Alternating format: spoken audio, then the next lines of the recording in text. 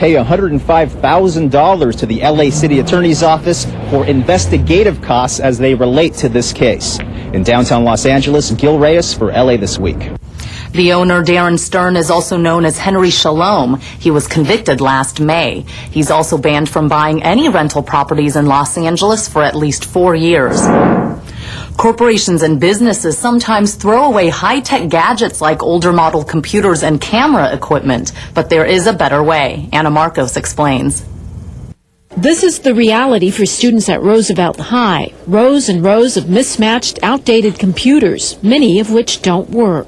You can see here that there are many different components that have been mixed together to make this a functioning lab. But a $100,000 donation in the form of high-tech equipment by the nonprofit group LA Shares could help change that. Simple idea. We go out to you, the corporate sector, every day and say, what do you have that's left over, new or used? We'll take it free of charge, give you a tax deduction, and put it quickly in the hands of our needy schools and not-for-profits. 120 computers, 300 printers, MP3 players, TVs, camcorders, cameras, office equipment. These high-tech gadgets will go to the 6 campuses in the mayor's Partnership for LA Schools, a group of schools focusing on academic excellence, and Roosevelt High is among them. In a globalized workforce, we know that our students' success hangs on their fluency in basic technology. We know the importance of providing that access in our schools. The mayor knows, as well as those of us who grew up in low-income communities, how important things like this are, because they're not easy to come around, particularly in an era like ours where we are facing tremendous budget cuts. This is what reform looks like. This makes a difference to the kids in the classrooms today. This makes a difference to the homework assignments that kids are dealing with this week. And that's really what it's about. The gadget surplus of a few high-tech companies making a difference in class today and a difference in job opportunities tomorrow. I'm Anna Marcos for LA This Week. City leaders estimate that kids from low-income families are twice as likely not to have access to a computer as other students. He's known to many in Los Angeles as the honorary mayor of Hollywood. Johnny Grant passed away this past January, and while many continue to mourn the loss, they also continue to celebrate his life. Theo Hayes reports.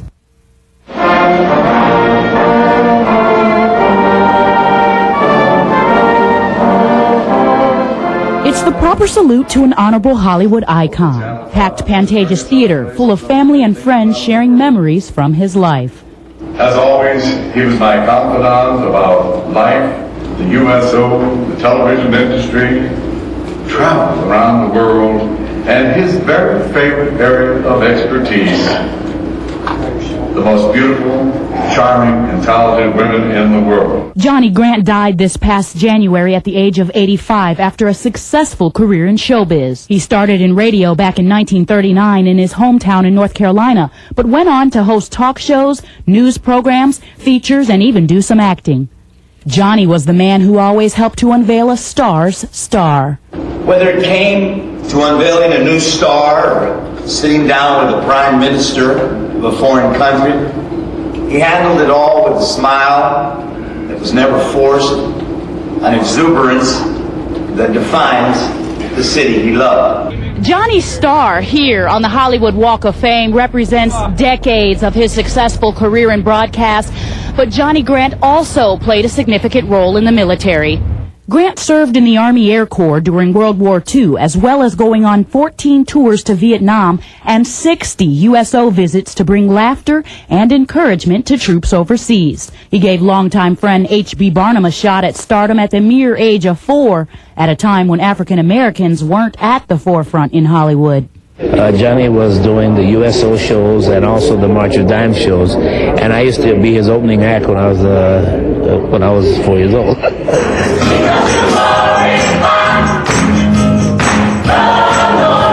On this day, Barnum's choir is the closing act, but they sing songs of praise to honor the legendary Johnny Grant.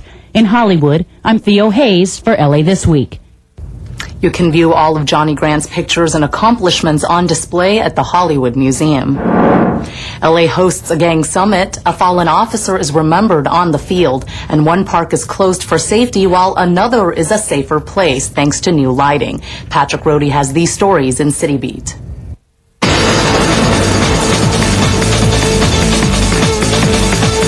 Police chiefs from Europe and Latin America were recently here in Los Angeles for the second annual International Chiefs of Police Summit on transnational gangs. We saw the idea that the problem of feeding the drug habit in the United States emboldened, empowered, and enriched many criminal elements around the world. Us working together is critical to our success. We have to reach out to all of our various partners across jurisdictional lines, not only within our own country, within our own city, but beyond. This summit was put on by the FBI and other federal anti-gang agencies in conjunction with the LAPD and the LA County Sheriff's Department. The LAPD's football team, the Centurions, honored SWAT officer Randy Simmons, who was killed last month in the line of duty. During halftime of a benefit game against the San Diego Enforcers, they retired Simmons' jersey number 17. Simmons played with the Centurions in the 1980s and 90s. All proceeds from the game went to Simmons' family. Chatsworth Park South is closed after the Environmental Protection Agency said the soil in the park needs more testing and analysis. The EPA analyzed more than 60 soil samples from the park and found that 23 of them contain more lead than is acceptable for play areas and residential sites. The park will remain closed until testing is done. And Stoner Park in West Los Angeles is a safer place to run, swing, and slide now, thanks to new security lighting put in place around the park. 11th District Council member Bill Rosendahl says the new lighting will make the park a nicer place for families and children to have a good time. With City Beat, I'm Patrick Rohde for LA This Week. The new lights at Stoner Park cost $100,000 and were funded by Proposition K, a voter-approved measure which funds improvements and maintenance at the city's park and recreation facilities. Our city guy, Andrew Tarr, is still on vacation. In for him is the city gal, Rasha Goel, with this week's list of things to do. Hi, I'm Rasha Goel, your city gal, with this week's list of things to do. Have you ever had an inner body experience where you can experience the human anatomy step by step? Now you have the chance to put yourself into Body Worlds 3, one of the largest traveling exhibitions to be displayed at the California Science Center.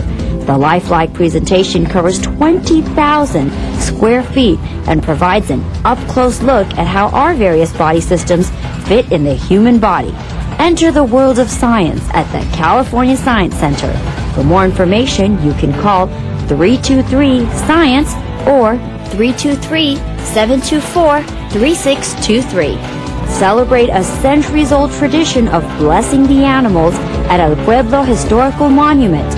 Enjoy an afternoon with all types of animals as they are blessed by Cardinal Roger Mahoney. And the best part is, all pets are welcome, so you can bring your cat, dog, snake, iguana, monkey, or whatever wonderful animal you have to be blessed in the procession. For more information, call 213-485-8372 or log on to www.cityofla.org/ELP. For music lovers, don't miss the legacy of Bob Dylan's American Journey, running until June of this year. This acclaimed exhibition is making its final stop in Los Angeles at the Skirball Cultural Center. Enjoy more than 160 artifacts, including Bob Dylan's handwritten drafts of classic songs, concert posters, recording of his first concert, and much more. And even more exciting, you can simulate playing along with Bob Dylan on keyboards and other instruments. Call 866-722-4849, and remember, advance tickets are recommended. And a rare experience as four of LA's leading and most creative youth ensemble come together for a performance that will take you through spiritual music and dance traditions of Hawaii, India, Mexico, and the U.S. On March 22nd at 7 p.m. at the Japan America Theater in Little Tokyo, the World Festival of Sacred Music Los Angeles presents Emerging Voices, live in concert for the first time as four talented groups come together on one stage. For more information, log on to www.jaccc.org. I'm Rasha Goel, in for Andrew Tarr, your city guy, who will be back next week with more things to do. The city's Cultural Affairs Department recently hosted a very unique fashion show aimed at giving underprivileged students the chance to turn their dreams into reality. Anna Marcus reports from the LA Convention Center. Welcome to the world of glamour and high fashion. The models taking over the catwalk not only strut like seasoned pros, they also design and create their own fashions. Yeah, mine's one of a kind. I have to say the inspiration for my dress was my body, because I have like lots of curves, so I found it nice to show off like a mermaid style, but it flutters at the bottom. But this is no run-of-the-mill fashion show. Close to 40 LA County schools and more than 1,200 high school students are strutting their stuff at the annual Getting Ready Student Conference, a conference that gives students from at-risk neighborhoods a crack at finding out about careers in fashion, makeup, and entertainment arts, opportunities they might not otherwise get. Half of these kids that you see here today are from our camps, which means our incarcerated youth, or the youth that are in our community day schools. And these are the kids that never receive the opportunity or never have advantage to the opportunity to pursue careers.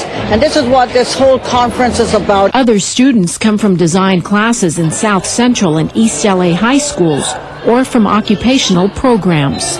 So yes, we did get the makeup artist from Grey's Anatomy once call us because she was going to do another job, and she asked for assistance. So through our career services, we got a couple of graduates that were able to assist her on this particular job. This fashion show, the exhibits, and workshops have already got some of the students planning ahead. I'm actually interested in fashion design, becoming a fashion designer. East and South LA may be a long way from the world of fashion and design, but for these students, that world just got a lot closer. I'm Anna Marcos for LA This Week.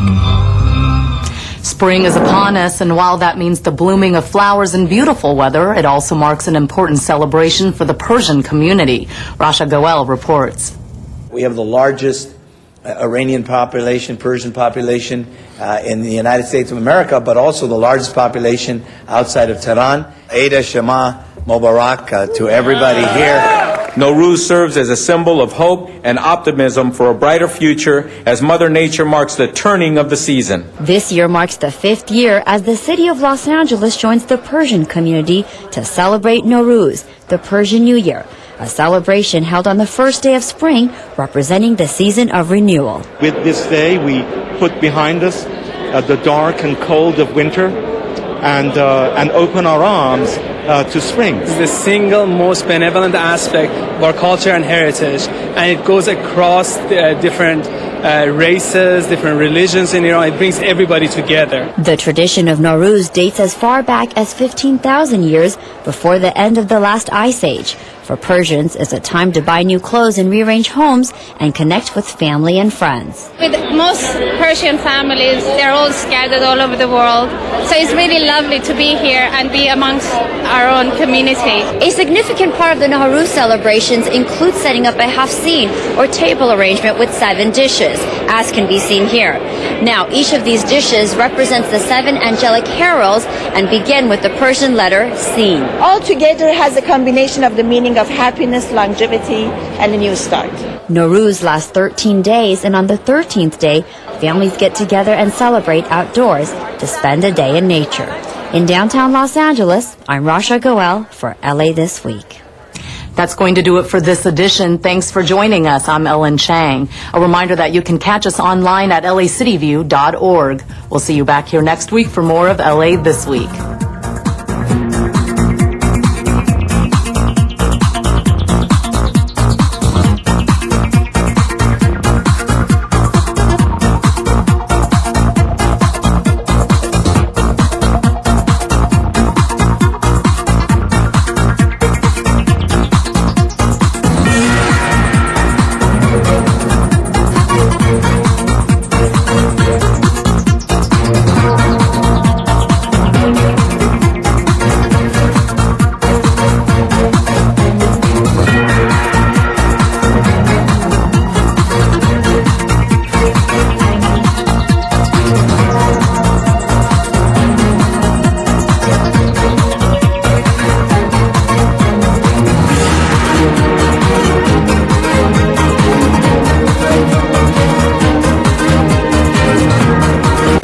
I'm at the light, right? Dude was trying to fill me out, so I blew right past him.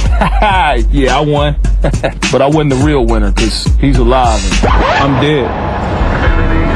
What about my family? I wasn't even part of your street race. Now I'm dead.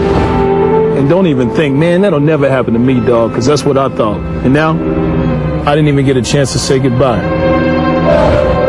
Listen, life is important. Drive responsibly. Learn more at watchtheroad.org. A lot of people think it's okay for Buster and Daisy to have puppies. The thing is, pretty soon, their puppies are having puppies, and then their puppies are having puppies. And so on, and so on, and so on. Every year, millions of unplanned puppies and kittens are born. Enough to fill Dodger Stadium more than 100 times over. Many of these animals will end up in shelters, never find a home, and will be euthanized. The best way to stop that from happening, don't let it start. Please spay and neuter your pets.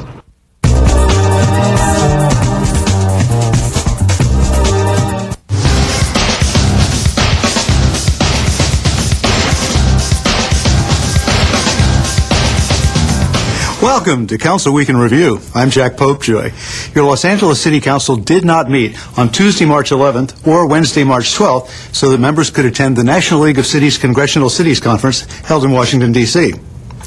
On Friday, March 14th, Council was back home and conducting business.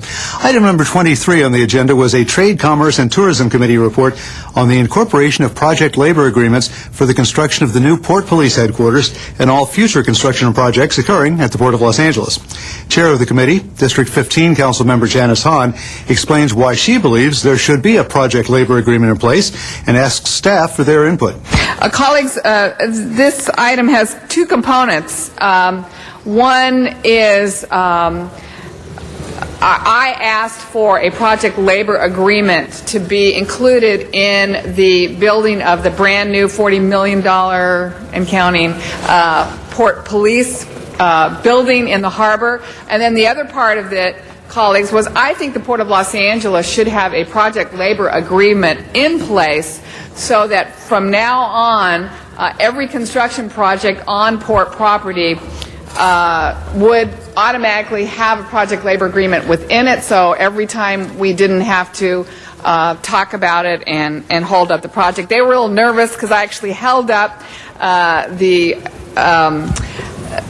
okaying of moving forward on the Port Police building until I felt sure that we had a project labor agreement within that facility. So there's 2 points. So maybe first, Chief Ron Boyd, you can talk to me a little bit about the Port Police facility, talk about why it's important, and talk about how we move forward with a labor agreement in this facility.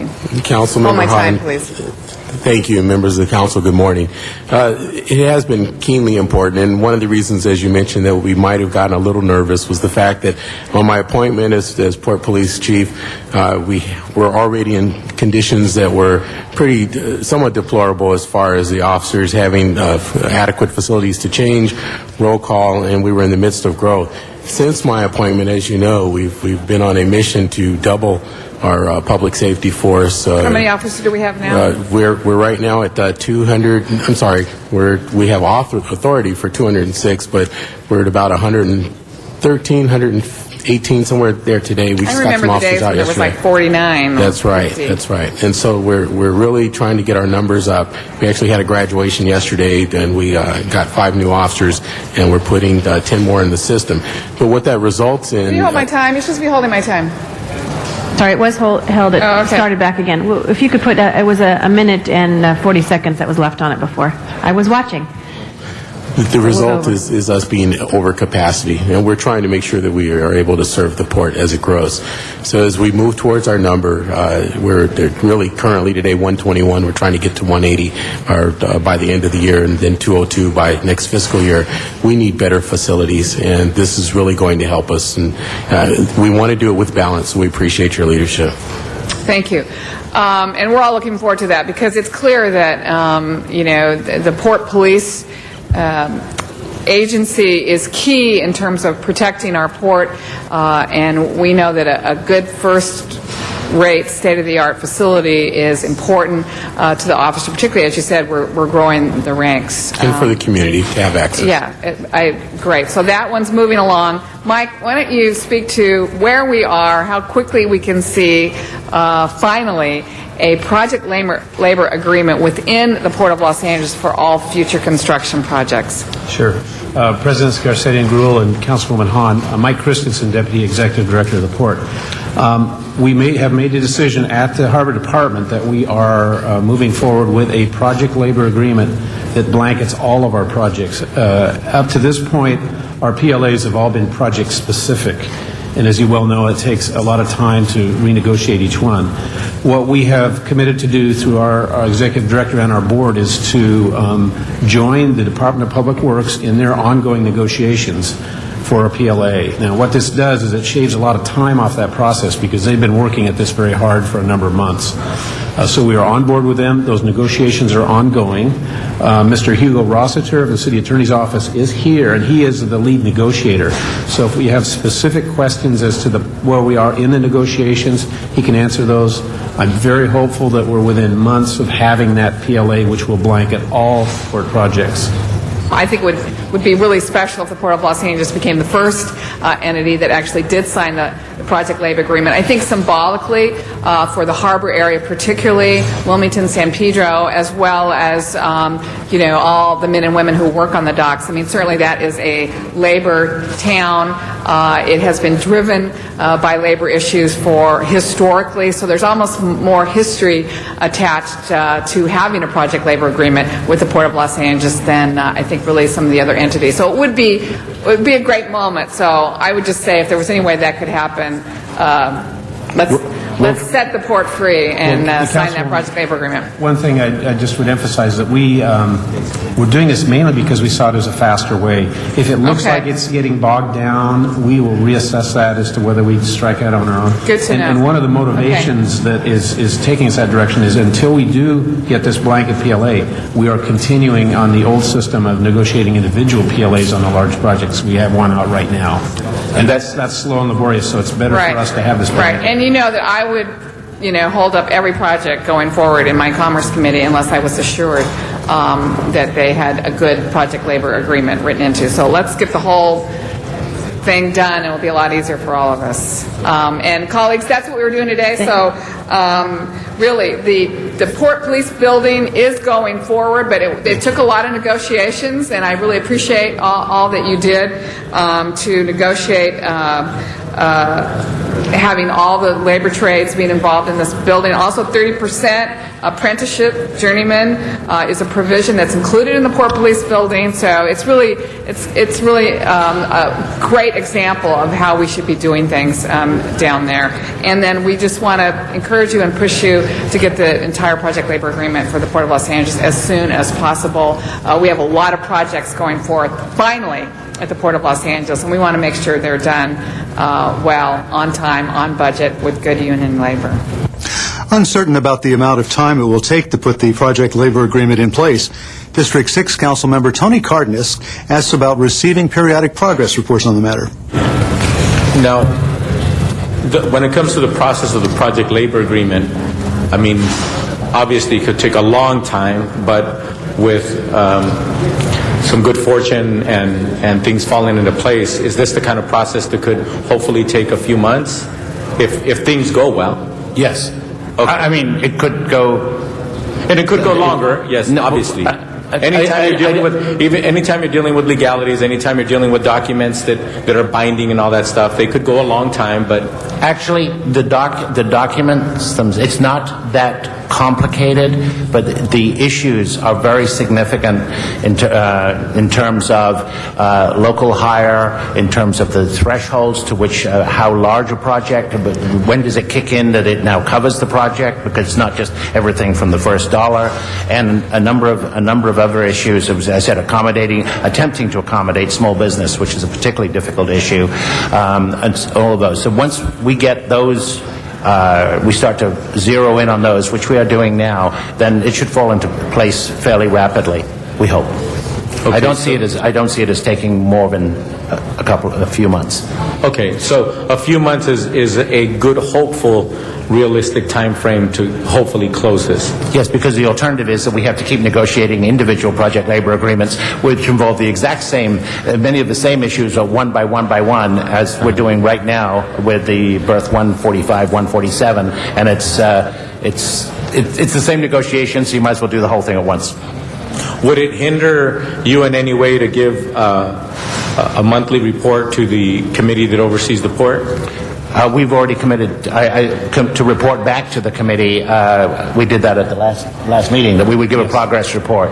So to give, for example, periodic progress reports, yes. I just wanted to clarify, obviously everybody wants to move forward, but I don't want to suggest anything that would impose something that would cause delays. So giving reports isn't something that causes delays? No. Okay. Not at all. Wonderful. Well, I'd strongly suggest, Madam Chair of that committee, that, have those reports. Hopefully in the dialogue, maybe some little triggers will hit or what have you, and some good dialogue might lead to maybe helping bring it to fruition faster. Thank you.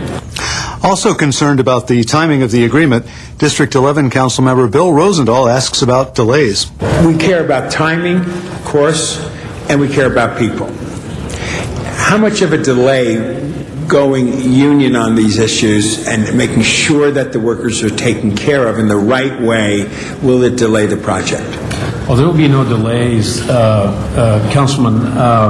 In fact, the blanket PLA has the advantage that it does speed things up because those conditions are there from the onset.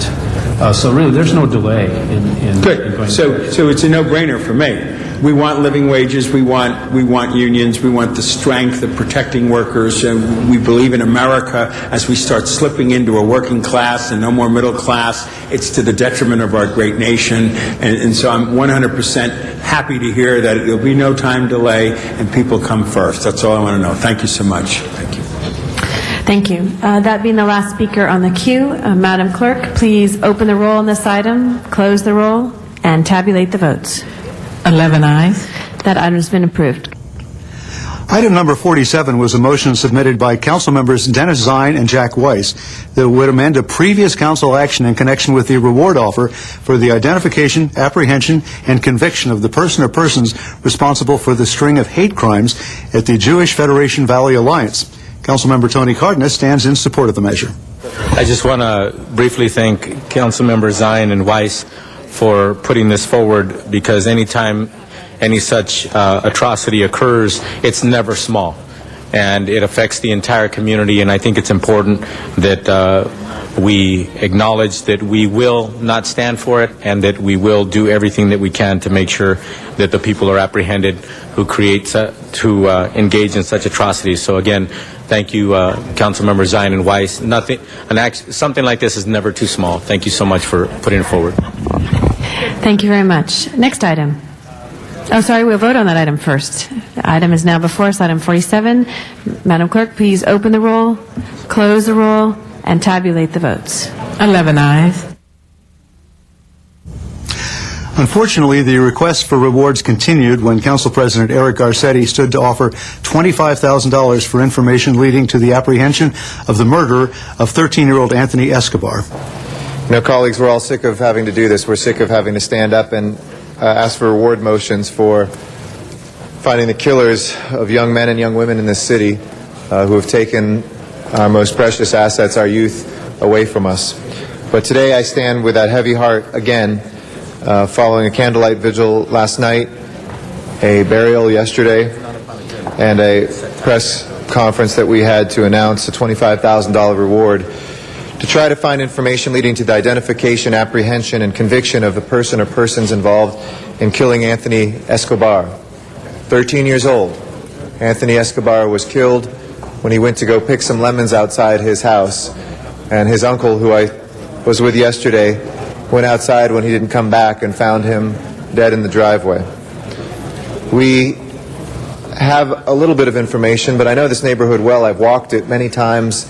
It's in my own neighborhood of Echo Park, but it's also a neighborhood in which I've gone door to door since I've been elected, just talking to neighbors and hearing so much of the progress we have made to make Echo Park a safer place.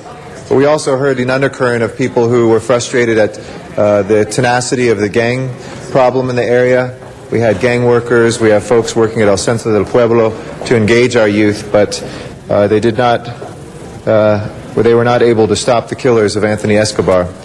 If there are people who are out there who are watching this and listening who live in that area just to the west of Echo Park Lake, south of Sunset, and north of the 101 freeway, any information you have, we need it. Anthony's mother and siblings and uncle and whole family needs a sense of closure and justice. Our city needs to send a message that we will always, when we see these deaths and these killings, find those murderers and put them away. And most of all, we need to heal and know that Echo Park can restore itself as a place.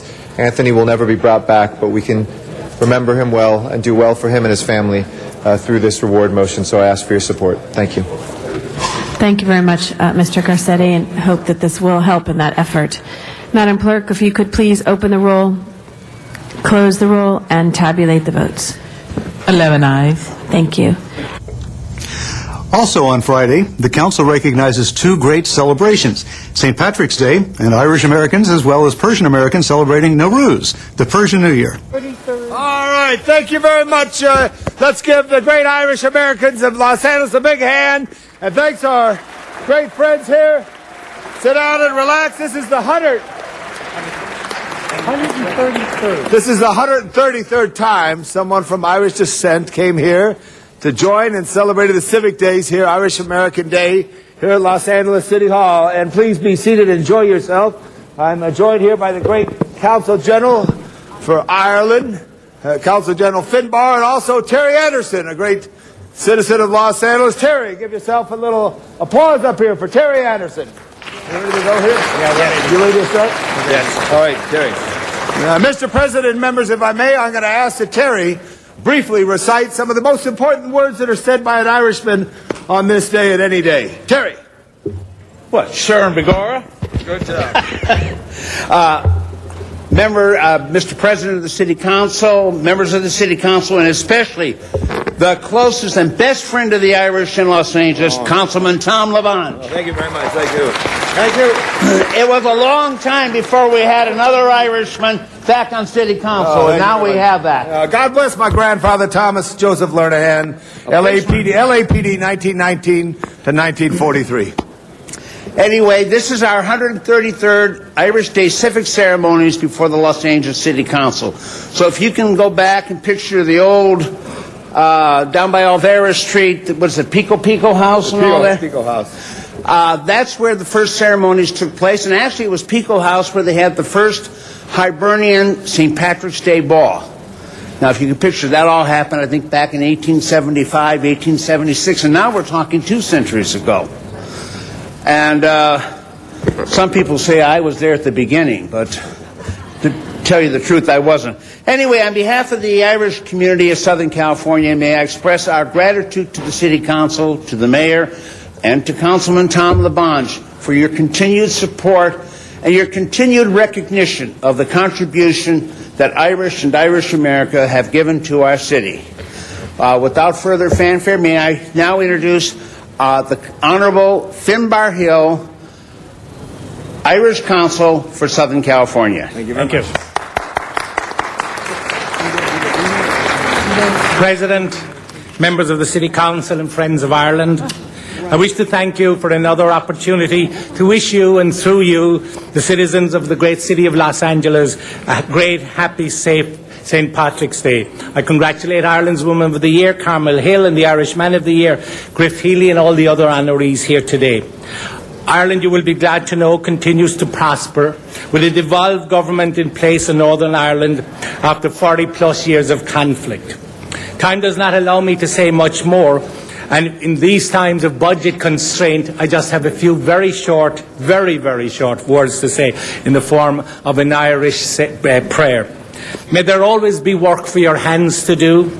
May your purse, particularly at this time, always contain a coin or two. May the sun always shine on your window pane. May a rainbow always be certain to follow the rain.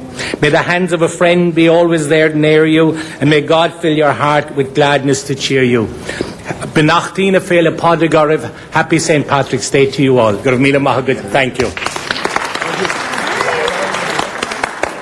Thank you, Council General. Thank you for that nice prayer. And also, I'd like to introduce at time the great Councilwoman of the 9th District, the one who's turning Los Angeles around through her hard work throughout the central part of Los Angeles and other parts of the district. Please welcome the great Jan Perry, Councilwoman, the 9th District. Thank you very much, Mr. Labange. And once again on Monday, the streets of downtown will run with green, will be filled with green. And I hope to see all of you there at a fun-filled day in anticipation of the activities that will occur. And I'm so proud to stand here with Mr. Labange and all the honorees to celebrate the contributions of Irish Americans to our great city. And I am really pleased, not only does Tom continue to perpetuate the great love and the great energy that as a city we continue to commemorate and celebrate Irish Americans, and to celebrate them for the next generation of Angelenos, some of these young people who are here with us today, so that they have something to learn about their rich history and rich heritage. I'm really pleased that the St. Patrick's Day Parade will continue to go through downtown and the concert on an annual basis, and encourage all of you who are watching to please come out and enjoy the fun, enjoy the family atmosphere, and be a part of this day of fun and excitement. And remember, the location will be Pershing Square and surrounding areas starting at 11:30 a.m. So happy St. Patrick's Day to everyone. Thank you. Thank you, Jan Perry. Great leadership for the wonderful relationship with Recreation Parks at Pershing Square for the great concert and the little parade we're having now. Thank you for the big parade. Big parade. I call it little, but it's big there. Sergeant Major Bill right now is going to come up here. Bill Leahy for a little prayer. A quick one there, Bill. Nomine Patri Filii Spiritus Sancti, Amen. Bless us, O Lord, with our gracious gifts as we celebrate St. Patrick's Day. I also wish us to pray for our friends, the Persians, on their holiday, and for the members of the Armed Forces of the United States who are currently away from Los Angeles on active duty. I ask for their blessing. In His name we pray. In the name of the Father, and the Son, and the Holy Spirit. Thank you, Bill. I appreciate that. And now, Terry, now's the time that we salute the Irish Americans in Los Angeles, and we're going to call them up, please. First, let's have the reigning Rose of Tralee for Southern California, Aileen Whalen. She'll do a brief introduction. Aileen, here we go. Good job. Be sure to introduce the Rose. Hello, Council. I'd like to say thank you for having us and enjoying the beauty and the spirit of being Irish. I'd like to take this time to introduce our current Rose class. They're standing here behind me. We have Casey McManus, and then we have Sinead Cunningham, Christine Jones, Ann Colley, Karen O'Rell, Jessica Harrison, and Brittany Kelly. All wonderful representatives of the Irish community.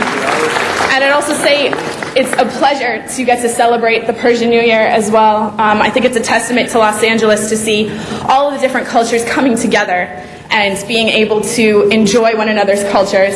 And I'd like to say thank you again for celebrating with us. Thank you. Very nice speech.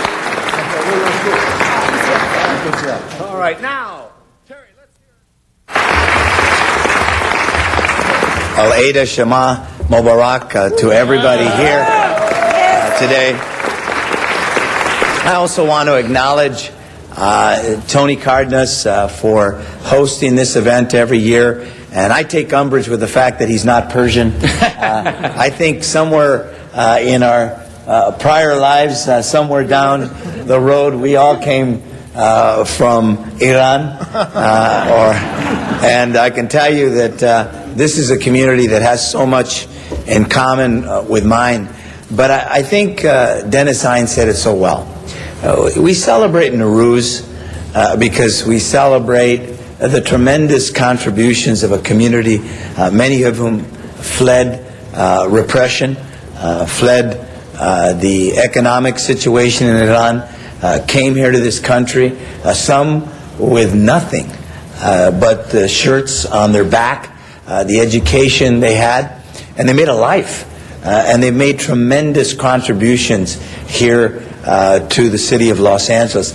I've said many times, and we all know, that we have the largest Iranian population, Persian population in the United States of America, but also the largest population outside of Tehran. In fact, some people call this Tehrangeles. And it's beautiful. There's some 37 different nationalities that have the largest population here. As Dennis was saying, Dennis and I love to do the circuit. We're at the Lebanese festival, the Armenian events, the Persian events, the Mexican events, the African American events. We just left the Irish for celebrating St. Paddy's Day, and that's why I was a few minutes late. That's what LA's about. I just left the Fashion Market Week opening, the first time a mayor's opened Market Week, and you look at the number of Persians working in that industry, the number of, the breadth of the diversity. And one of the things we said, what makes LA a fashion capital is the ethnic diversity of this city. And when we hired the David Nahai and Puri Abbasi, in addition to Andrew here, I'll be honest with you, we weren't looking at their heritage or their ethnic background when we made the decision. We're looking for the best, and we found the best. And I think that's a reflection of the values that we have in this city. It's why we celebrate today, and I just wanted to be here to thank Tony Cardenas, who's an honorary Persian, as I am, and to thank all of you.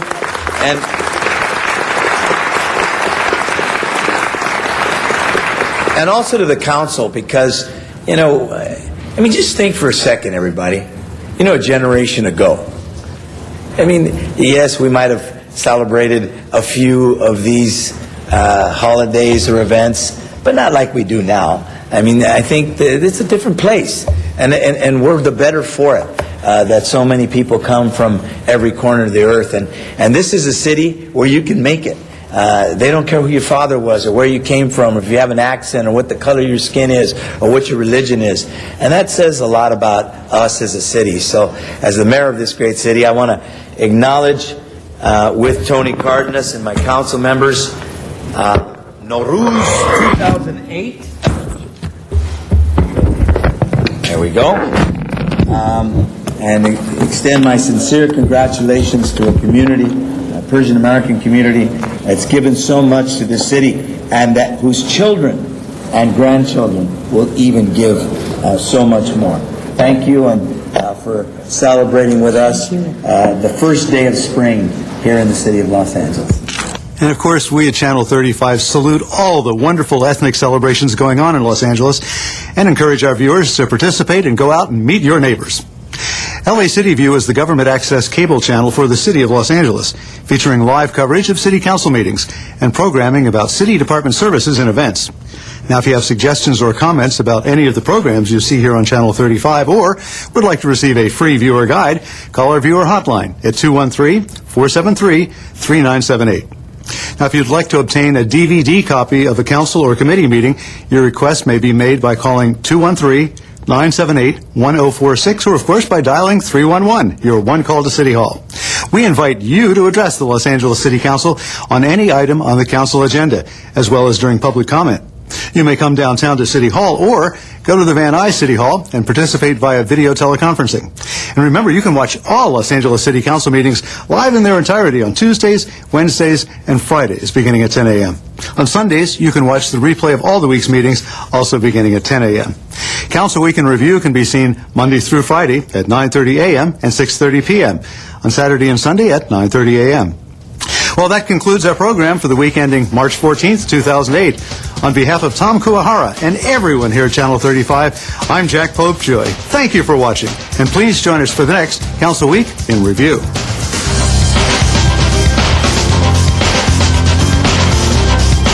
the city of Los Angeles, when duty calls, the LAPD responds. 911 emergency.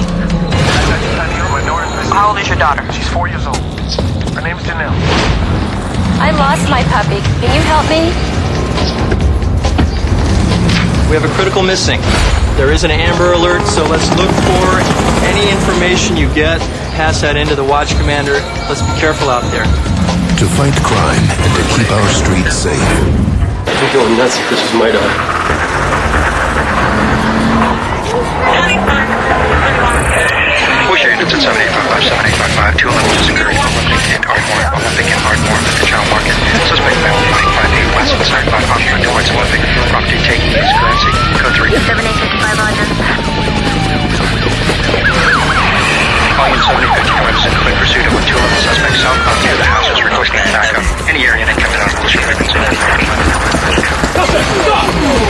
To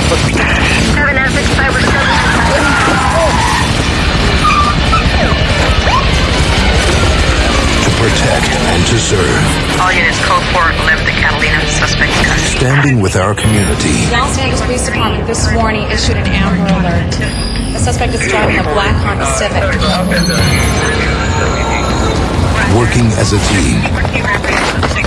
Hey, what's up? I think I saw that car that you were looking for. Can you show us? Yeah, let's go. They take pride in what they do. K910 code 6 on the And when duty calls, the LAPD responds. Positive on the vehicle. Roger. Last like 2, we have positive on the Amber Alert vehicle. It looks like they found the car.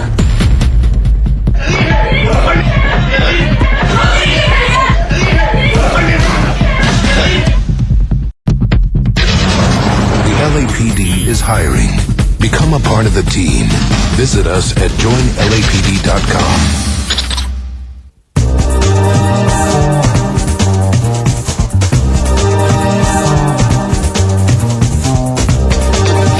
LA City View Channel 35. Your city, your channel.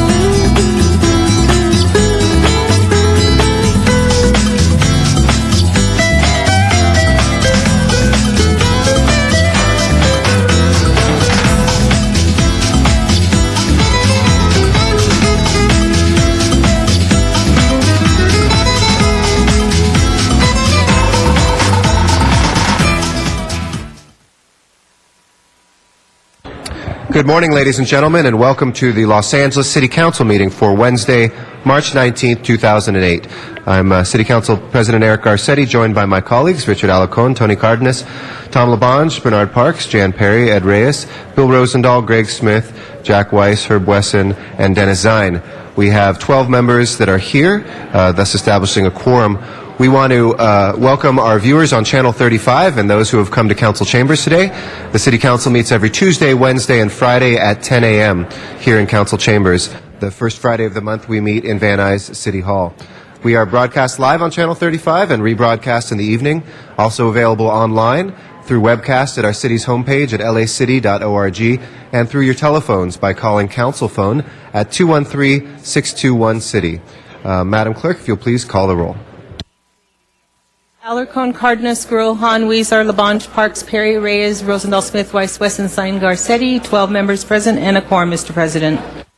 Thank you. First order of business. Approval of the minutes. All right. Mr. Weiss moves. Ms. Perry seconds. Without objection, those minutes will be approved. Next order of business. Commendatory resolutions for approval. Mr. LaBonge moves and Mr. Parks seconds. Without objection, those will be approved as well. If we can run through the agenda, please. First item on the agenda, Mr. President, is an item notice for public hearing, and I believe there is a request to continue that matter to the 25th. Okay, colleagues, is there any objection to continuing that until the 25th?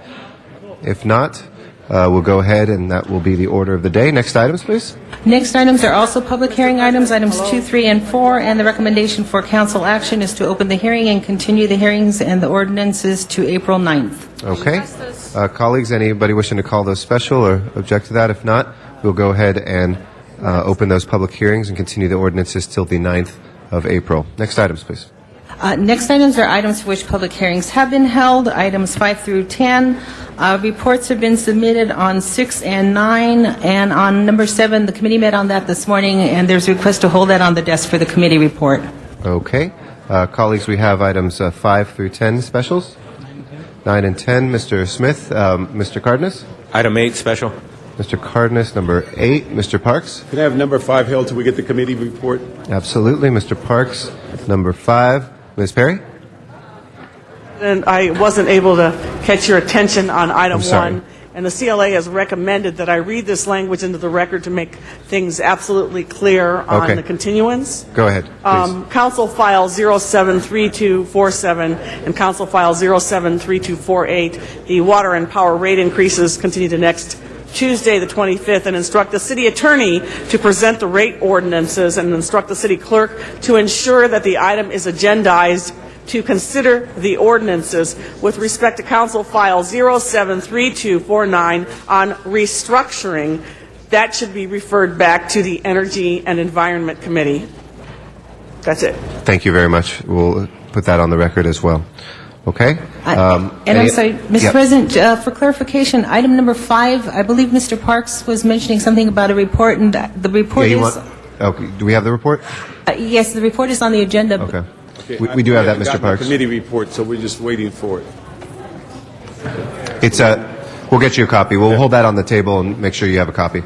That leaves us with 6 and 7. Colleagues, anybody wishing to call 6 or 7 special? Ms. Perry?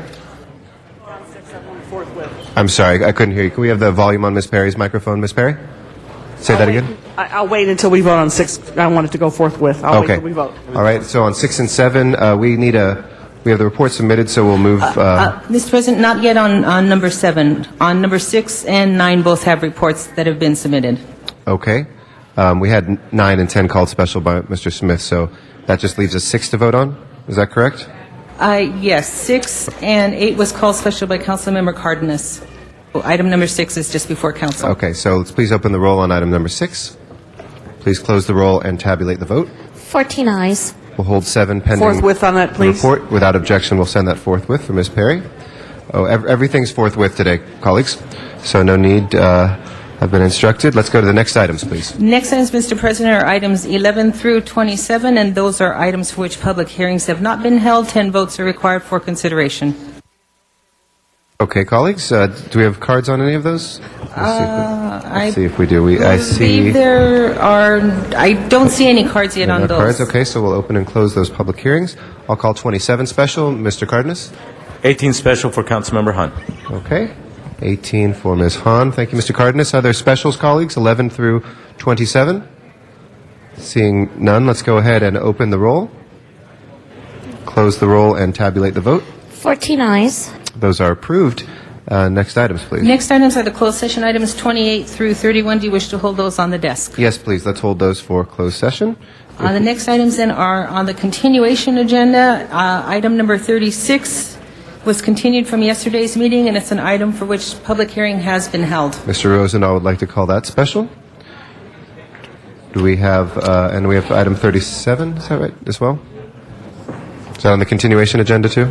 Yes, item number 37 was Okay. also on the continuation. Colleagues, anybody wishing to call 37 special?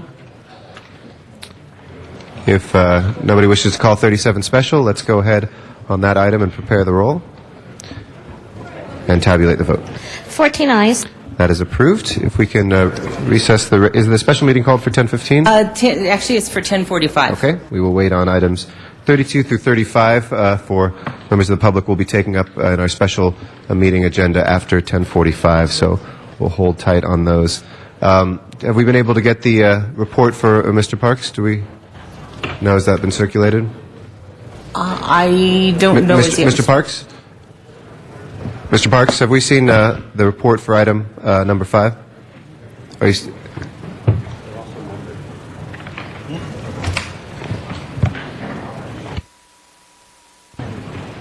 Are we okay to move on 5? Okay, we'll continue to get the report. We'll hold that on the table. Okay? Any other do you wish to housekeeping take items? up public comment at this time? Yes. Or, okay. Let's go ahead and do public comment. And this is now time for general public comment, which is for items that are under the jurisdiction of the City Council but not on today's agenda.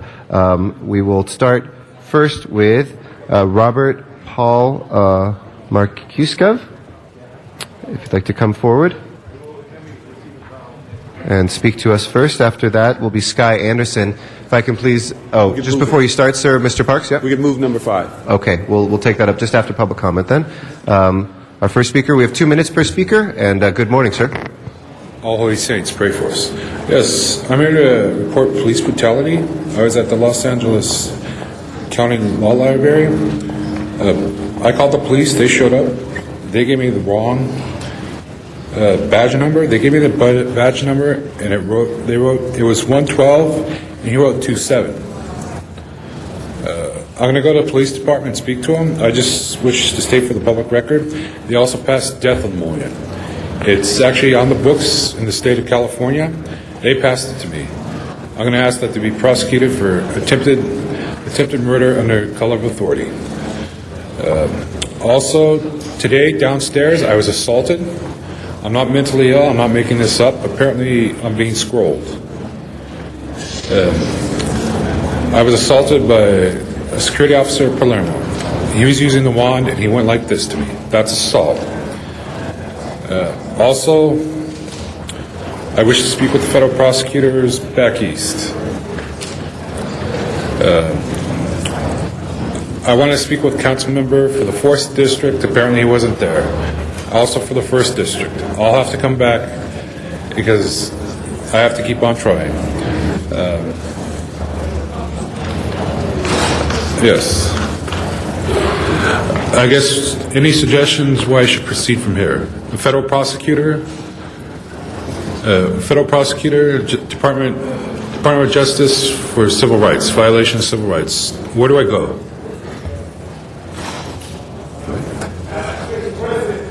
Yes, Someone Mr. has a complaint. Harry Ito's here from the police department. Maybe you can direct him, Harry, and then you can get to the right person.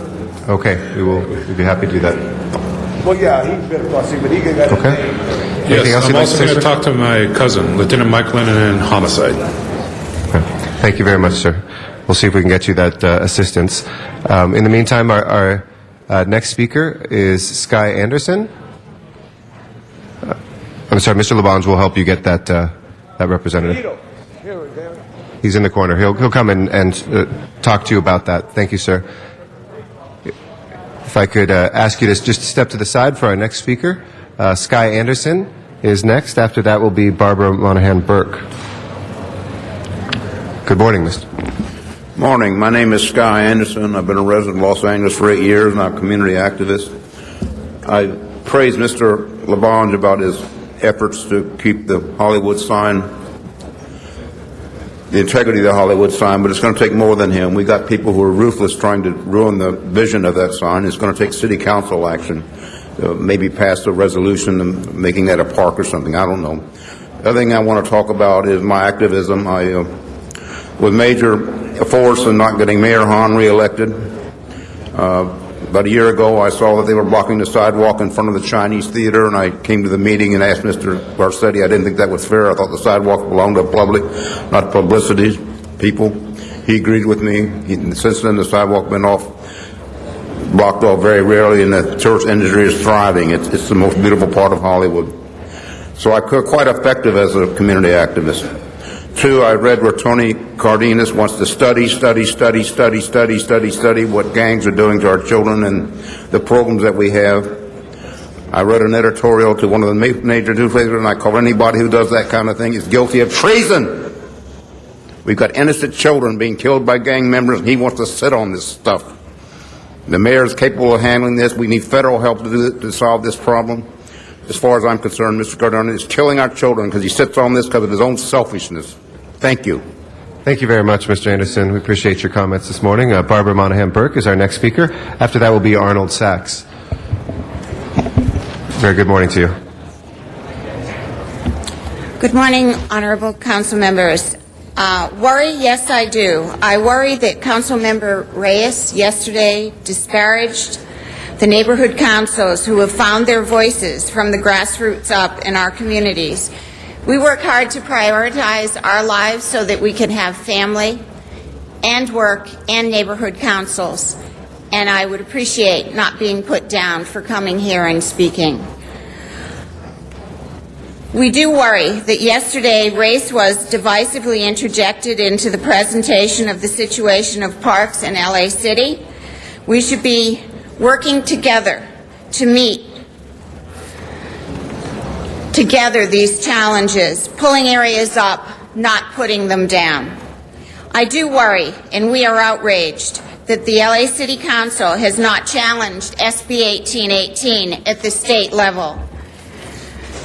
We commend Zev Yaroslavsky for his leadership. He does live in this city, has the right to do this as a city member. In denouncing the city implementing ordinance and going forward with this issue, disproportionate overdevelopment, destroying our individual communities, their scale and character, and their livability is unacceptable.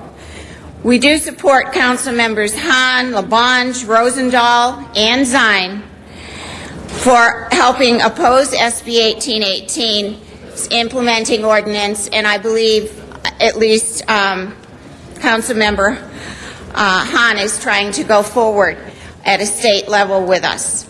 So I look forward to working with this council member on these issues, and I want to work together, not have divisiveness interjected many times. Thank you. Thank you very much. Next speaker is Arnold Sachs.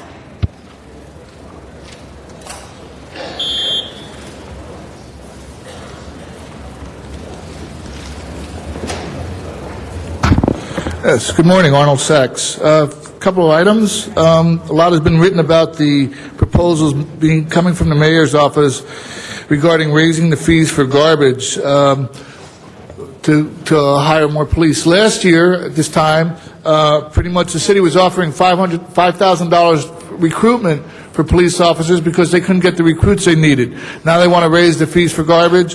Last year also, I believe that was reported that by the end of 2008, the city would reach its goal of hiring 1,000 new police officers. Now the goal is that less than half that amount has been hired. We need to get some realistic numbers in here because every day the figures change.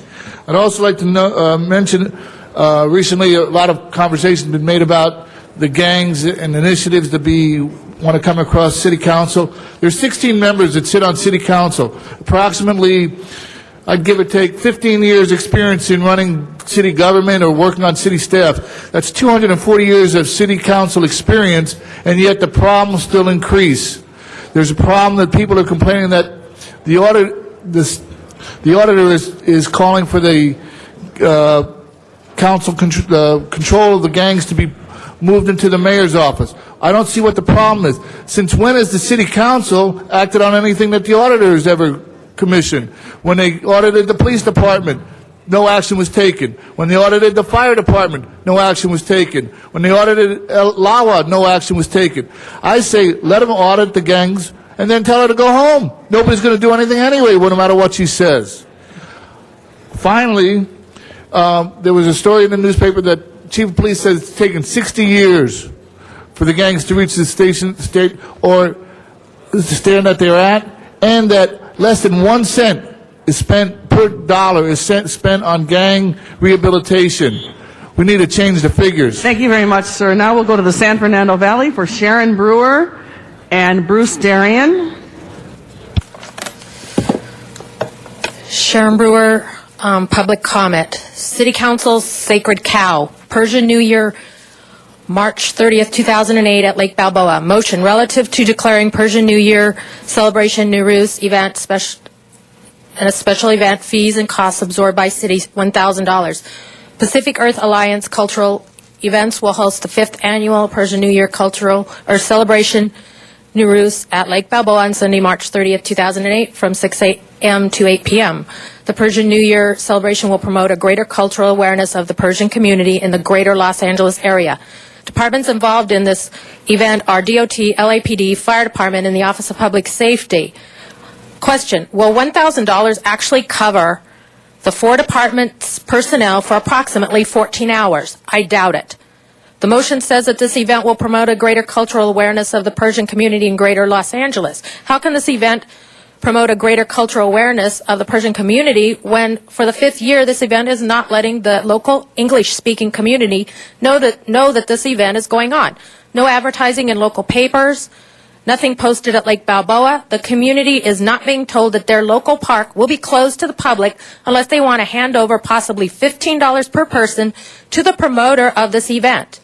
I repeat, this is a public park that will be closed to the public unless they hand over money to a promoter. This money is not going to the recreation and parks. If this event was really good for the community, the promoter would be advertising in English, not in Farsi.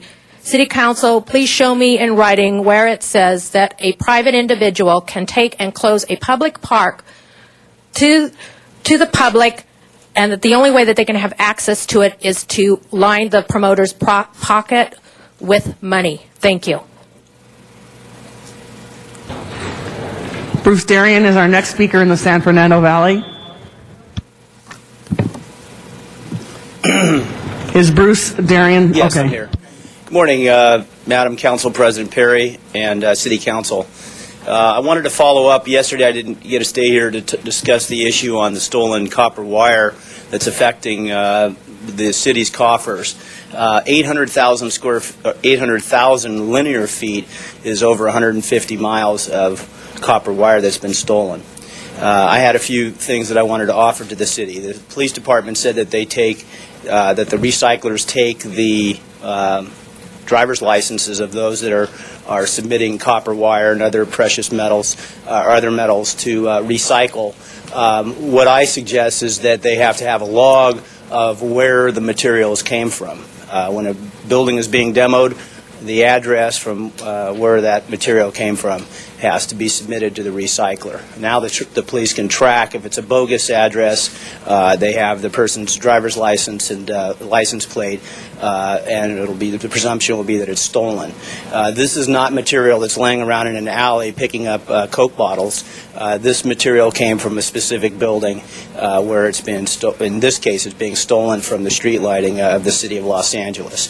The locking the pull boxes certainly sounds like an appropriate measure, and And I don't believe, from what I heard yesterday, that marking the wire is appropriate because the insulation, as the city employee clearly said, is being stripped of the wire. They're looking for the copper metal. The insulation is removed and the marking is removed with it. If the marking is somehow put on the copper itself, I would imagine, being in construction, they could probably put it in some type of chemical to erase that stamping on there, dissolve the printing that's put on that. The money should be put in locking the boxes and also in identification and where the copper came from in the buildings. If these thieves are piggybacking with lawful contractors, they need to be... Thank you very much, sir. Our next speaker will be Chuck Tenon.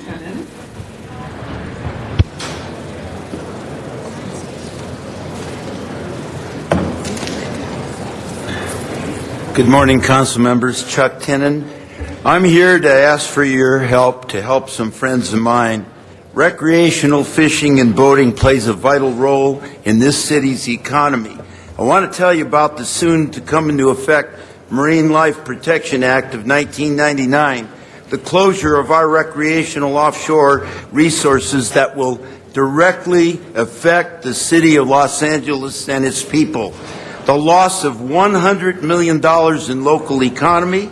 The city of Los Angeles will lose millions of dollars in needed tax revenue. The impact will hurt us all. Taxpayers, the city of Los Angeles, the county, the boating industry, the automobile industry, dealers, hotels, manufacturers, retail, sporting goods, businesses, and the buying public. It will affect over 761,000 anglers. It will affect $1.3 billion in equipment, services, and expenditures. Add boating, $2.3 billion, plus the loss of 20,000 jobs. The presidents of the Partnerships for the Coalition for Sustainable Oceans would like the opportunity to speak before the City Council and the Council President, Eric Garcetti, because if you think the local economy is bad now and our city's hurting for revenues and budget deficits, can this city afford to lose more revenues and quality of life for its people? It will have a devastating effect on the people that live in this city and the outlying areas, LA County and Southern California, for years to come. They would like to come and give you the facts and figures of what's coming soon to be. As Janice Hahn said to me, gee, I didn't think about that. Can the city help minimize the effect of this? Yes. Will the city help? I don't know. But you know what? It's going to affect a lot of people. Thank you very much, Mr. Tenon. Our next speaker will be David, I believe it's, I can't read the spelling of the last name, Horwood or Hornwood. He is from North, David Hernandez. Okay, David Hernandez. David. You got to work on your printing. It looks like Smith. Good morning, council members. My name is David Hernandez, and I'm a member of the North Hollywood Northeast Neighborhood Council, and we have the privilege of sharing two council districts that have Councilmember Wendy Gruhl and Councilmember Tony Cardenas. There's many forms of ID that I carry around with me, but there's two that are very dear to my heart. One is my Veterans Administration identification card, and also my American Legion identification card for Post 283 along with Councilmember Rosenthal. When I was 18, I enlisted in the United States Navy, and by the time I was 19, I was off the coast of North Vietnam in the Tonkin Gulf. This year, Congresswoman Sanchez and the House of Representatives passed H.R. 189, which was to recognize March 30th as Welcome Home Day for Vietnam veterans, a day that is long overdue. The United States Senate has also recognized and approved that measure, which is on its way to the President. Last week, our neighborhood council voted to adopt that measure, and we have generated letters to Councilmember Gruhl and Cardenas to bring this issue before the council next week, and prior to the 30th, have the City of Los Angeles recognize March 30th as Welcome Home Day for Vietnam veterans. Thank you. Thank you very much, sir. And our final public comment speaker will be William Morrison.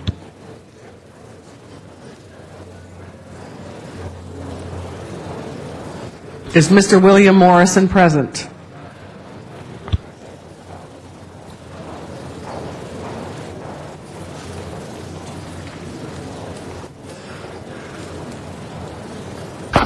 Thank you, Council Chair. Actually, I'm speaking on behalf of DWP on the consumers. The one standpoint, I was just looking at some of my neighbors' bills. In the last 3 years, there's been a 9% increase. Now, the standpoint is, I already know that's going to come to council floor about the rate increase once again. Now, if DWP cannot handle their standards on taking care of the infrastructure and all the needs that they need to do for the city, we got to remember that DWP is made by the city, by the voters. The water rights were supposed to be free for the customers underneath one of the clauses. Now, the standpoint is we need to look at DWP standards about them trying to take that pay increase, the rate increase raise on customers. Thank you very much. Thank you. That closes our public comment portion of the meeting. I believe, Mr. Garcetti, you had a request on item 27. You wanted to take that up next before we go on with the agenda? Absolutely. Okay, thank you. Please proceed. If we could ask Assemblymember Lloyd Levine, who is with us today, to join us. Assemblymember, if you'd like to give a couple comments. This is a motion that Mr. Smith and I put forward in support of legislation by Assemblymember Levine on solar power. But why don't you walk us through a little bit of the importance of this, and I'll say a couple brief comments, and Mr. Smith may care to as well, and then we can move on from that. But it's great to see you here, and thank you for coming to City Council and for your lead on this legislation. Thank you very much, Councilmember Garcetti, council members. I'm here today to work in partnership with the City of Los Angeles and cities across the state of California to further develop the use of solar energy. I was one of the authors of the California Solar Initiative, which is bringing us 3,000 megawatts of solar energy in the next 10 years. It's going to provide California energy independence, energy security, stability, and low prices. But there's some problems with the implementation, and one of the things that we did to discover some of those problems, we held a hearing here in the Los Angeles area, actually in the Beverly Hills Council chambers last fall, and one of the stumbling blocks we found to the full implementation was financing the upfront cost of solar energy for consumers. It can often be, despite the rebates from the Solar Initiative through the Public Utilities Commission and the DWP, the initial cost can be prohibitive. So a number of cities around the state, including the City of Los Angeles and this council and the mayor, in their eagerness to deploy solar energy, tried to come up with some innovative programs. One of them was a program to provide assistance to people for the upfront cost of solar energy and energy efficiency projects that stay with the house. It's a win-win-win for everybody. It improves the value of the house. It reduces the amount of energy that the Department of Water and Power has to consume, and it improves the environment for all of us. There was one stumbling block to that. State law prevents cities from actually doing that. I have legislation, Assembly Bill 811, which is now pending in the state Senate, which will allow cities across the state of California to provide, at their own discretion, upfront financing in partnership with their local residents to put solar energy panels and energy efficiency projects in residential and commercial buildings. With that, I'm pleased that the council is seeking to support this. We've received the support of several other city councils. We're trying to make this an urgency measure so it can take effect immediately and Los Angeles' program can go forward. I would be available to answer any questions you might have. Thank you very much, Assemblymember, and thank you for taking the lead on this. Your bill is a key part in a larger effort to make solar and energy efficient living a reality. The state's largest city has also been the nation's #1 city for solar power. I know we have many members of our building trades here who have been an important part of that. As we expand the construction that comes from solar paneling and from some of the green building, we've had great partners in the building trades as well. And we have put our money where our mouth is. We have put more money, colleagues, out there on the streets to allow solar panels to be a reality in businesses and homes than any other city in America. And we're leading the way in also solar production as well. We've spent nearly $70 million and installed nearly 14 megawatts of power on on Los Angeles rooftops. But this is not nearly enough. We stood, I think, 3 years ago with Global Green and others of trying to get the challenge of getting to 70 megawatts of power, which means we still have a long way to go. This mayor's been doing a great job. This council has been doing a great job. And offering low-interest loans is a way of making these solar panels more accessible to the average resident of Los Angeles. Going green shouldn't just be something for the wealthy. It has to be something that is throughout this society. And Ms. Perry, I know, has done a great job in her district of matching homes when celebrities in Los Angeles get solar panels on their homes, matching a working-class family in her district with solar energy as well. So one great example of a successful program has been referenced in a recent motion by Councilmember Smith, which asked DWP to model a residential solar program after the city of Berkeley's. There, the city actually pays the contractors for the installation of the solar panels directly, and then put a 20-year assessment on property owner's home, which the property owner is, volunteers to do as a way of getting that upfront capital, because we know that after about 10 years, it's money in the pocket of every homeowner. I have solar panels in my home. There's nothing better than seeing that meter go backwards, meaning we're putting energy back into the system, and we're putting pennies and dimes and nickels and dollars eventually back into our own pocket as well. So getting to this energy-independent future that you're helping us get to, Assemblymember Levine asked for all of us to participate, whether that's going home today and changing an incandescent bulb to a fluorescent bulb. If everybody in the city did that today, we could take a power plant offline by simply all of us changing one light bulb. And we can have an energy-independent and environmentally responsible future. So I ask you to support this great bill by Assemblymember Levine. Thank you as well, Assemblymember Smith, for Councilmember Smith. He's very happy here in Los Angeles. He doesn't want to go to Sacramento. For your leadership on this as well, and I ask for your support today. Thank you. Thank you. Mr. Smith. Well, I think Mr. Garcetti summed up everything I wanted to say. While he was standing up, both of us are standing here today, and our meters are going backwards on our home because we've taken that step. But we realize many people can't afford to do that.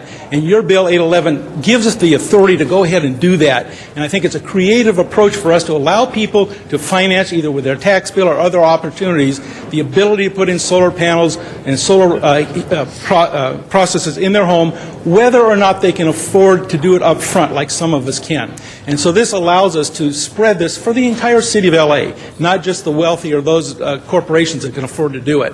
And I think that's what we need to do. So I commend the Assemblyman for doing this. I thank Mr. Garcetti for working with me on this, as has Ms. Perry over the years, in making L.A. a green city, and we'll move forward. And thank you again for your bill that makes all those folks sitting out there able to access solar panels for their homes, which they can't maybe do today. So thank you very much, and I'm very pleased to support it. And if you need me in Sacramento to support the bill, I'll be up there. Not as an assemblyman. Thank you. Mr. Rosendahl. Thank you, Madam President. Good morning. Okay, I've been talking about solar panels since I've been on this council. We are sunny Southern California. Okay, so give me a quick hit again how this would work, assuming that legislature is enlightened and goes with it. Well, the program is simple. It would be created by the city, not the legislature. Right. The legislation that I have simply allows cities to enact this program. It specifies that the city could do a low-interest loan program for two things. One, solar panels. Two, energy efficiency projects that stay with the home. So, for example, a high-efficiency heating and air conditioning unit, dual-pane windows. You couldn't buy a refrigerator, washer, dryer, appliances with it, but something that's going to significantly improve the energy efficiency, or solar panels for the roof. The reason why is a lot of these are cost prohibitive to the average Los Angeles resident. Correct. For example, dual-pane windows for installed cost are anywhere between $450 and $500 for an average window installed. Right. You start adding that up times 10, 11, 12 windows in a house, that's a cost, a significant cost. Solar panels are even higher. Now, we do have a rebate program through the city of Los Angeles that pays you money back over time. But coming up with that $15,000 or $20,000 or $10,000 is a real hardship for a lot of people. And as Councilmember Garcetti said, it shouldn't just be for the rich. Right. What this does is it allows the city to work in partnership with the homeowners or small business owners to install the solar panels using a low-interest loan to finance the upfront costs. The money is paid back through a small assessment on their city utility or property tax bill, and that gets pays off the loan. At the end of the whole process, they've got energy coming into their house that they're not having to pay for. It saves the Department of Water and Power from having to procure that energy, and it saves the homeowner having to pay for the energy, and it gives them an asset on their house that's going to improve the value of their house. I think it's a win-win situation that shouldn't be limited to just those people who can afford it without the help. Yeah, it's certainly a no-brainer. Thank you for your leadership on this. Obviously, we will enthusiastically support it. And if you need some politics up there, I know our city will be right up there banging on doors with you. Thanks. Thank you. Thank you. Mr. Labange. Thank you very much, Assemblyman Levine. Good to see you, and thank you for this here. And Mr. Garcetti, Mr. Smith, Mr. Rosendahl. This is all positive. This happens, though, I'm just saying, we have to have a mechanism where Los Angeles Department of Water and Power, and I think under the direction of David Nahai, has a counter at the public counter so we help people. Because I know in the past programs, sometimes there's been internal challenges. I think we all don't understand that just like a water reservoir, the water that comes from the mountain, it sits in the reservoir, we may call on that water to use it. But the power that lights these lights and powers this microphone, it's generated today. There's no reservoir. What they don't generate, they don't save because they can. There's no saving to that except at Castaic, I think, in the special system they have up there at that water reservoir and power system. So I just wanted to thank you on this positive. Are other municipalities, as a state representative in California, ahead of us in California's effort for solar power? No, we're looking at the state, across the state, we're all pretty much in the same boat. Some cities have been as aggressive as Los Angeles. They're all handicapped. Even the city of Berkeley, which is how this came to our attention, is handicapped by state law, which doesn't permit this. I'm not sure what the genesis of that was, but my bill would undo that. I know the city of Palm Desert is strongly in support, but the Los Angeles City Council's support with the 34 members of the LA delegation that are in the assembly, that sends a powerful signal if the Los Angeles City Council's name is on the support list. And do we know, and I know maybe John Wickham would know, do the Department of Water and Power Commission support this legislation? I don't know that they formally support it, but I've talked with Mr. Nahai, and I know he's very eager on this idea. So they do now. Thank you. Okay, that's it, Mr. President. Thank you, Mr. Labange. That item is now before us. Thanks for being here, Mr. Levine, and showing your leadership on this issue. Madam Clerk, please open the roll, close the roll, and tabulate the votes. 15 ayes. Thank you. Next item? Next item, Madam President, item number 5, I believe, was being held on the desk for Mr. Parks, and I understand his questions have been answered. Thank you. It looks like that smile means yes, they have been answered by Mr. Parks. So, Madam Clerk, please open the roll on item number 5, close the roll, and tabulate the votes. 15 ayes. Thank you.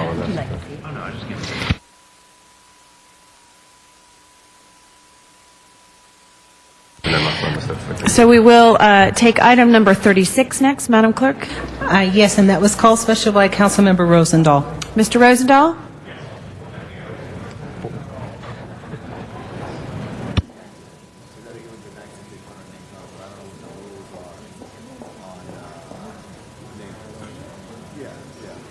Mr. Rosendahl. Thank you very much, Madam President. If I could ask city staff to come on up. Colleagues, as you remember yesterday, we had a discussion about an apartment complex on Manitoba Street. It has 8 units in the apartment complex, and the developer wants to convert it in the process to condos. If he can move forward with that, the Ellis Act will kick in place, and these 8 folks who have been living there will be on the street. One is a 95-year-old lady that's been living there. Her name is Billy, and Billy has been living in that complex since 1973. Okay? She's 95 years old. There's Bruce Roman, who's 67. There's some young mothers with children. There's another lady in her 60s as well. And we had a discussion here yesterday about the parking and also about the statistics of the planning area, and it was to be continued today. So let's just start with the folks in the planning department. Good morning. Did you have a chance to look at those numbers? And as you know, when people explain to me that you take out the LAWA vacant buildings, it goes down to 3.8% in October. And it isn't this 11.54%. Let's have a discussion on that first. Help me through those numbers. Michael Young with the City Planning Department. If I may, let me follow up on the previous questions that the council had in regards to a follow-up. And this is what we did since yesterday's council meeting. We did have conversations with the Department of Water and Power and also planning staff, our demographic units. Now, in my conversation with the Department of Water and Power, when they generated the community plan figures, they indicated they received information from the planning department in regards to the census tracts. In talking to the individuals in the demographics, and they confirmed that they do so per community plan area. And the community plan area that is involved in this particular case is the Westchester Playdale Ray. And so based upon that, the figures were generated. It does include the Manchester Square area and Lawa properties. Now, in that, it is in the plan area, and that's what the code requires us to do when we look at any condo conversion and looking at the findings. And in this situation, the latest figure is, as of March 6, 2008, the vacancy factor is still well over 5%. Does that vacancy factor include Manchester Square? Yes, it does, because Why? that is a census tract within the community plan area, and according to the code, we only look at the plan area. Well, let's get beyond this code business. These are vacant buildings that are not real. They are statistically not necessary because they are never going to be houses in there. So they're not vacant. They've been by eminent domain, by LAWA, taken out of the mix. So they should be taken out of the mix of the planning area. Explain to me why they're not. In this particular situation, Manchester Square, some of the properties are owned by LAWA, some are still privately owned. All right, but the point is they're vacant. So in this particular situation also, the properties are in the particular census tract, which is part of the community plan. And per code, we look at the community plan area under 1295.2 F6. I'm sorry that it doesn't work for me. I've had it, okay? If you were to tell me that they were legitimate units, people living in it, using water and using electricity, and therefore we didn't need to go forward with it, that it's fine, it'd be different. But those numbers make no sense at all, and we need to change the law if we're relying on faulty data. Could I ask the city attorney to come up as well? I want to ask the city attorney a couple of questions. I also would like to have the building and safety person come up. Do we have the building and safety person here that was here yesterday?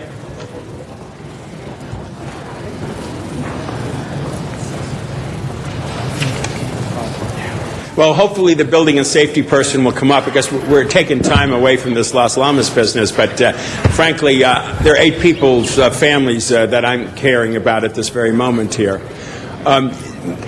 Good morning. Good morning, Councilman. Your name for the record? For the record, Sharon Seedorf Cardenas, Assistant City Attorney. Sharon, good morning again. There's a couple of concerns I have here.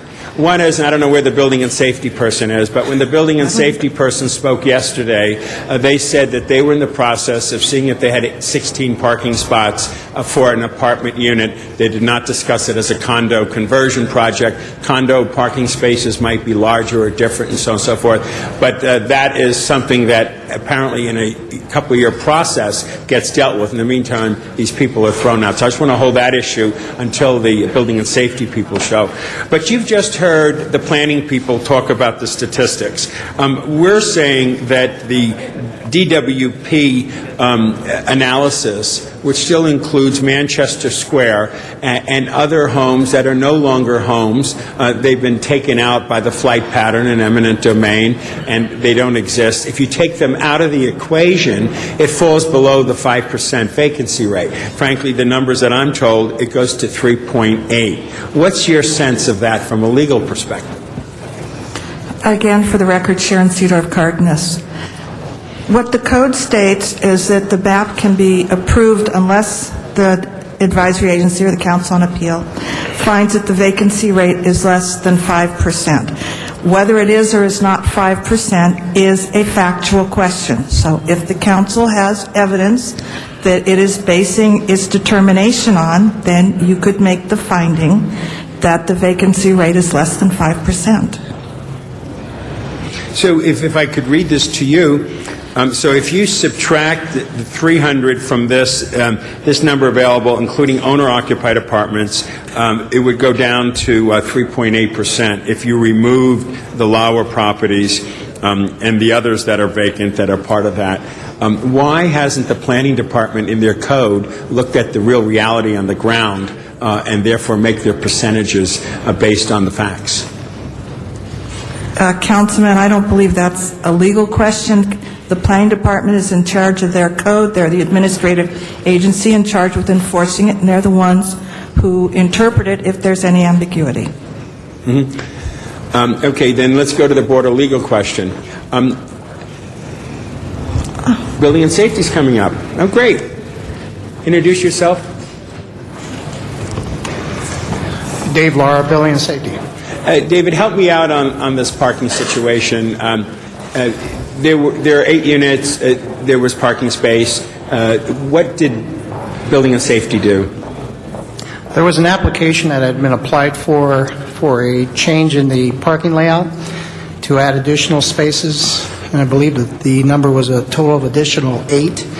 And the applicant came in with the proposed use, or current use, that is, as an apartment house, in which case anybody can come in and apply for any change in the layout, provided that it meets all the zoning requirements for parking.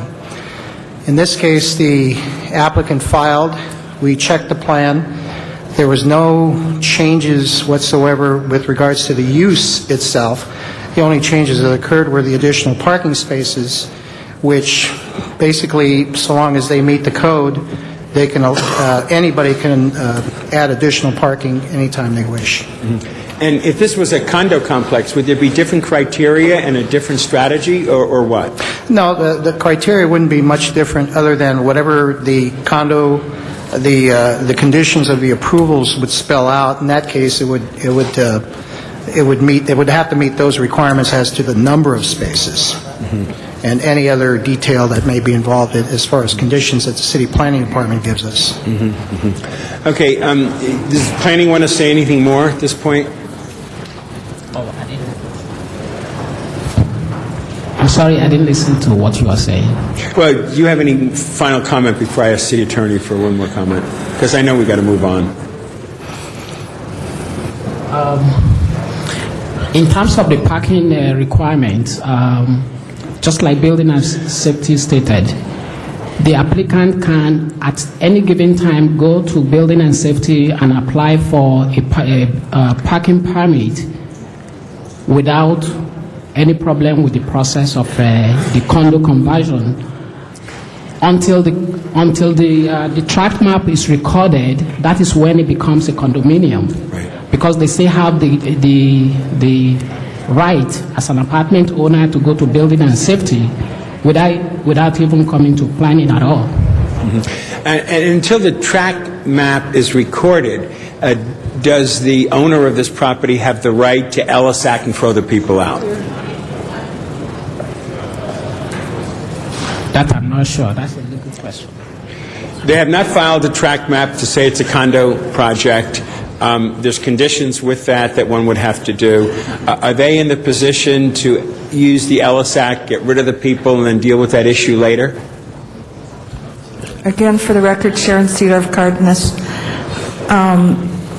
I haven't looked at the rent stabilization ordinance in a while, but the LSAC provisions are part of that.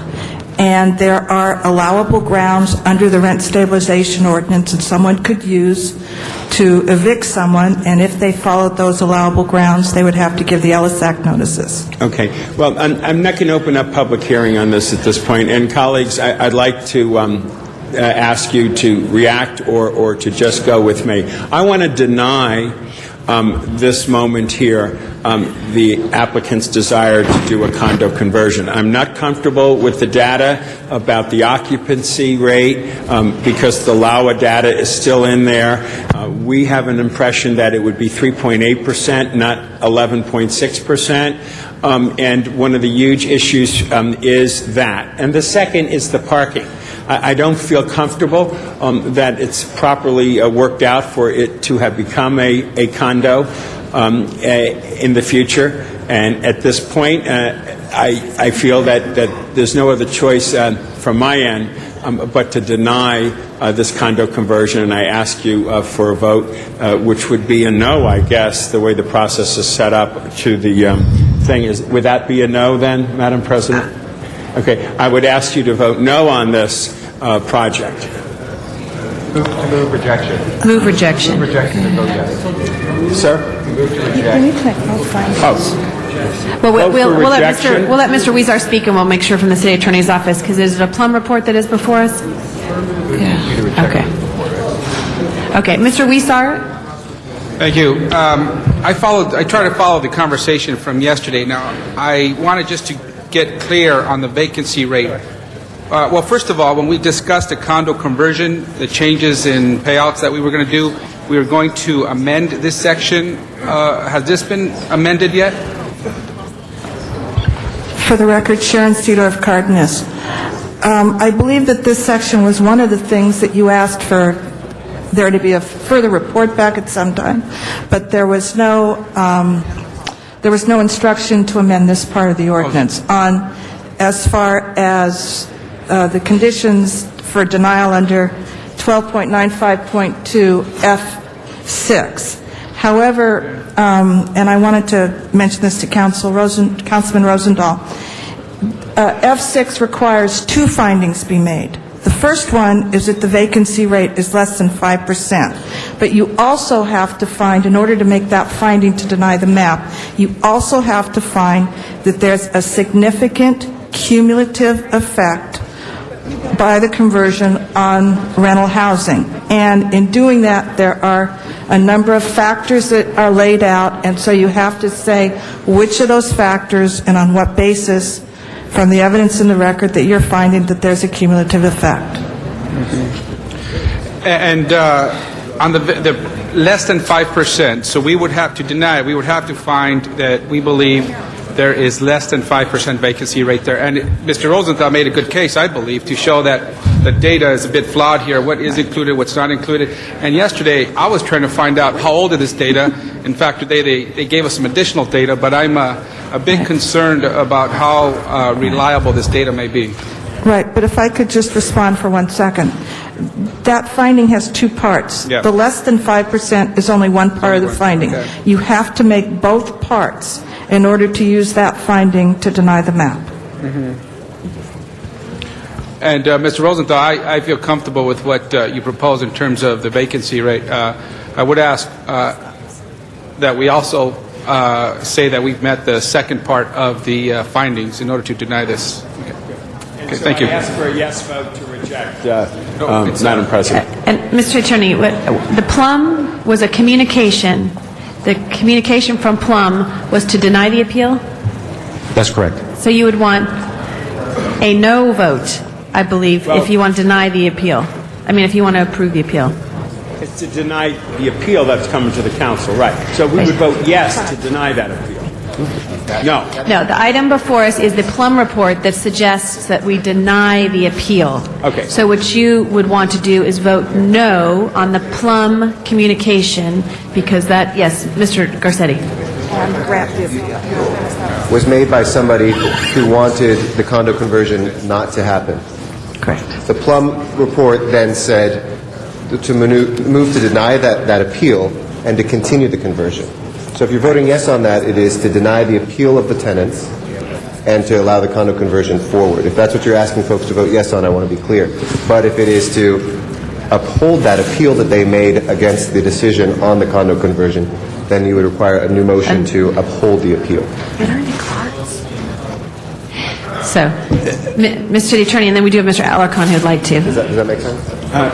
If Mr. Rosenthal wants the council to vote to grant the appeal, there first would have to be a substitute motion, and then if that passes, then before council would be whether to grant the appeal. However, if there is a motion to grant the appeal, there has to be findings and a public hearing on those findings. So, Mr. Alarcon, and then we are going to go to a public hearing, which we had expressed that we were going to do a 5-minute public hearing on that. So, Okay. Mr. Alarcon? Okay, I just want to be clear on what we are finding. Okay, so there are two findings we have to make. Could you, again, reiterate the two findings that we are making? For the record, Sharon Cedar of Hold my time, Cardenas, please. again. Hold my time, please. Okay, good. Then leave it there. Okay. Thank you. Under LAMC Section 12.95.2 F6, it says that the advisory agency may approve the tentative map unless it finds both of the following. One is that the vacancy rate of the planning area in which the property is located is 5% or less, and two, the cumulative effect of the rental housing market in the planning area is significant. And then the finding of significance is based on the following factors. The number of tenants who are willing and able to purchase a unit in the building. B, the number of units in the existing residential building prior to the conversion. C, the number of units that would be eliminated if there was a conversion. D, the adequacy of the relocation assistance plan proposed by the subdivider, and any other factors that are pertinent to the determination. So the decision, we are making a decision to deny the report. Deny the map. And that would support Mr. Rosenthal's position. Are we clear on that? Are we? I'm still having lawyer conversations. Whether we're voting yes or voting no, I mean, but essentially what we're doing is if we vote. You want to grant Is it the correct, appeal. Mr. City Attorney? If we vote no, we are voting to. Mr. Reyes wants to say something. Okay. Let's before, Mr. Attorney, Mr. Reyes, who chaired the committee, and Plum, maybe. Can I make a suggestion? Yes. Can we hold this on the table? Move forward with the next item. Allow the council member to consult with the attorney. Have her recommend language for the council member. Let's understand our time factor. If we have time to do what we want to do, and let's go through those reality checks so we can move on the agenda and get that cleared up on the sidebar. And we would do public comment at that time when the findings were before us. But let's hold it on the table. Let that discussion occur so we can move on the agenda. Because I know we had this other item that people are pushing and pressuring the councilman to make a decision. Let's give him some breathing room and allow for that discussion to occur. All right, I think, again, as the city attorney mentioned, you have to have findings if you deny the appeal, and so that in your motion. Council here to make action after a certain period of time? Yes. I'm sorry, Mr. Rosenthal? We'll have enough council members here to do that if we table it for the moment? Well, it would. How many do we need? Well, we do. You just, I believe, is it an 8-vote item or a 10-vote item? 10. For the record, Sharon Cedar of Cardenas, it'd be a 10-vote item because the APC approved the item, so you would be going against their recommendation. Currently, the only one individual is leaving at 11:30 of our council members. Others that were scheduled to are still going to stay. Okay, well, colleagues, I do need 10 votes here then to do this issue. I'm more than happy to table it, but I do need 10 of us to be here to act on it later. Okay. If there's a threat of any loss of that 10, we will bring up the item. And we'll be able to do it before. Okay, great. Thank you. Thank you. Okay. We're going to hold that item on the desk. We'll now go to items 9 and 10.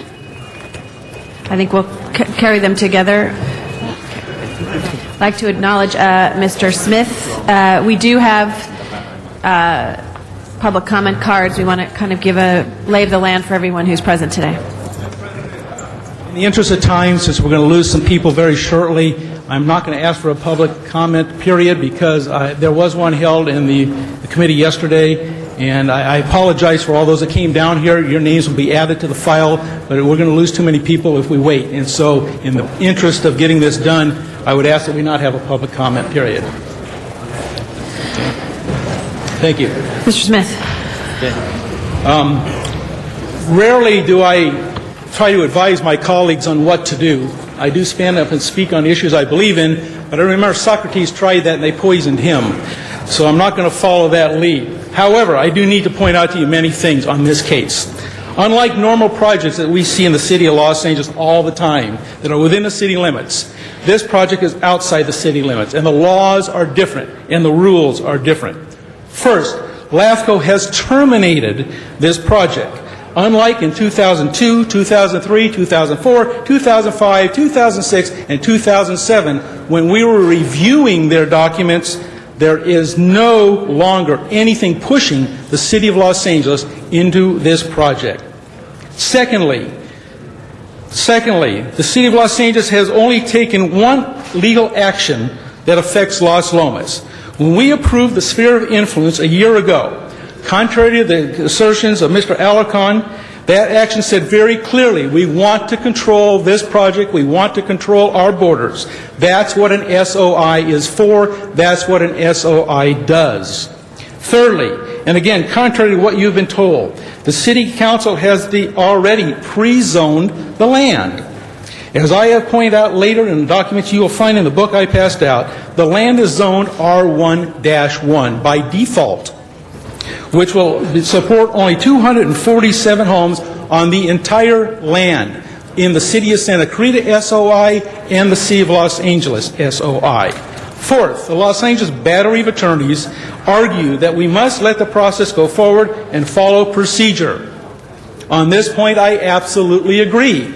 Section 1232A of our charter spells that out very clearly. The definition of initiation is that it requires the action of the City Council, the Planning Commission, or the Director of Planning may recommend a plan amendment. Any initiation shall be by a majority vote. You are absolutely right, Las Lomas and City Attorney. Let's follow the rules and let's take that vote today. Fifth, the City Attorney says that we are already processing an application and must continue to do so. The City Attorney even goes to the extreme of trying to find a way to justify their position by citing Webster's Dictionary. Not our charter, but Webster's.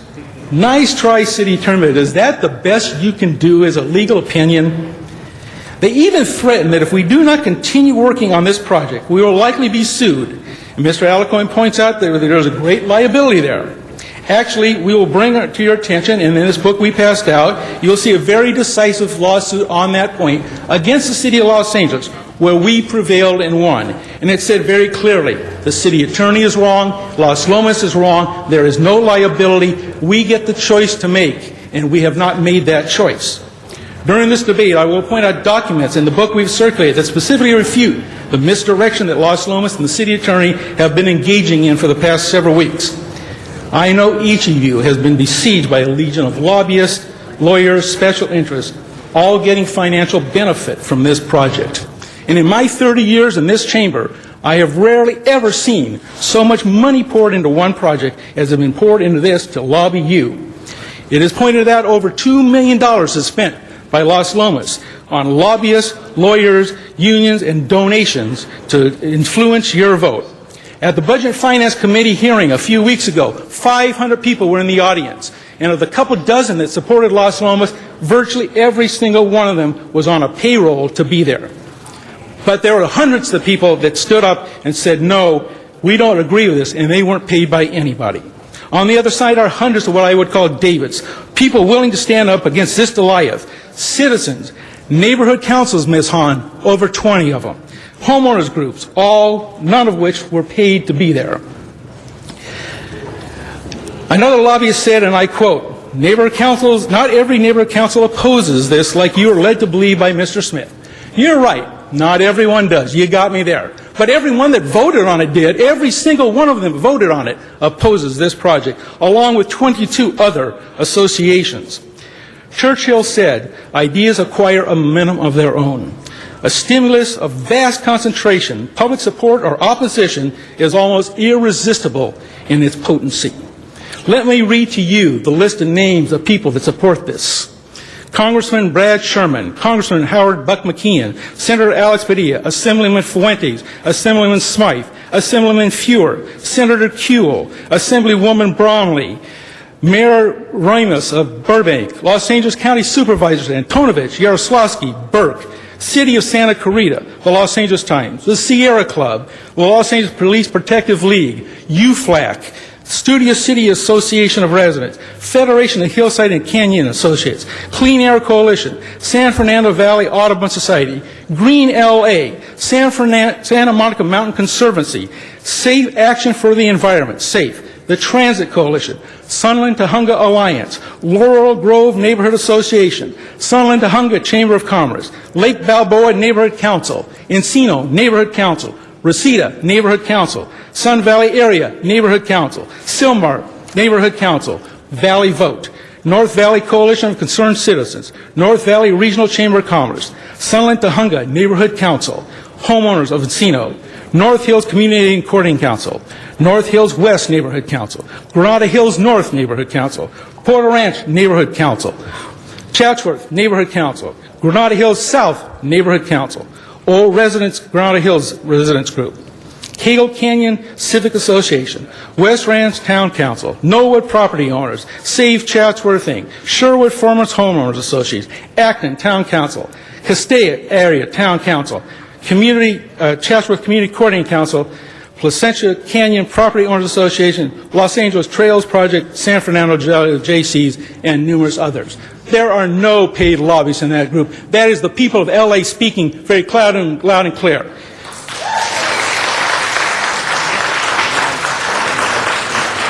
Why are the people opposed to this? Very simple. This project doesn't work. We are facing water shortages in LA, and we're talking about giving water to a project outside our borders. Transportation plan doesn't work. Our DOT has looked at that plan 3 times and rejected it every single time as insufficient. One planner said it was the worst project he'd ever seen in his entire career with the city of Los Angeles. Sanitation strongly rejects the sewer plan. The density is 2,100% higher than the R1 zone we have already approved for that area.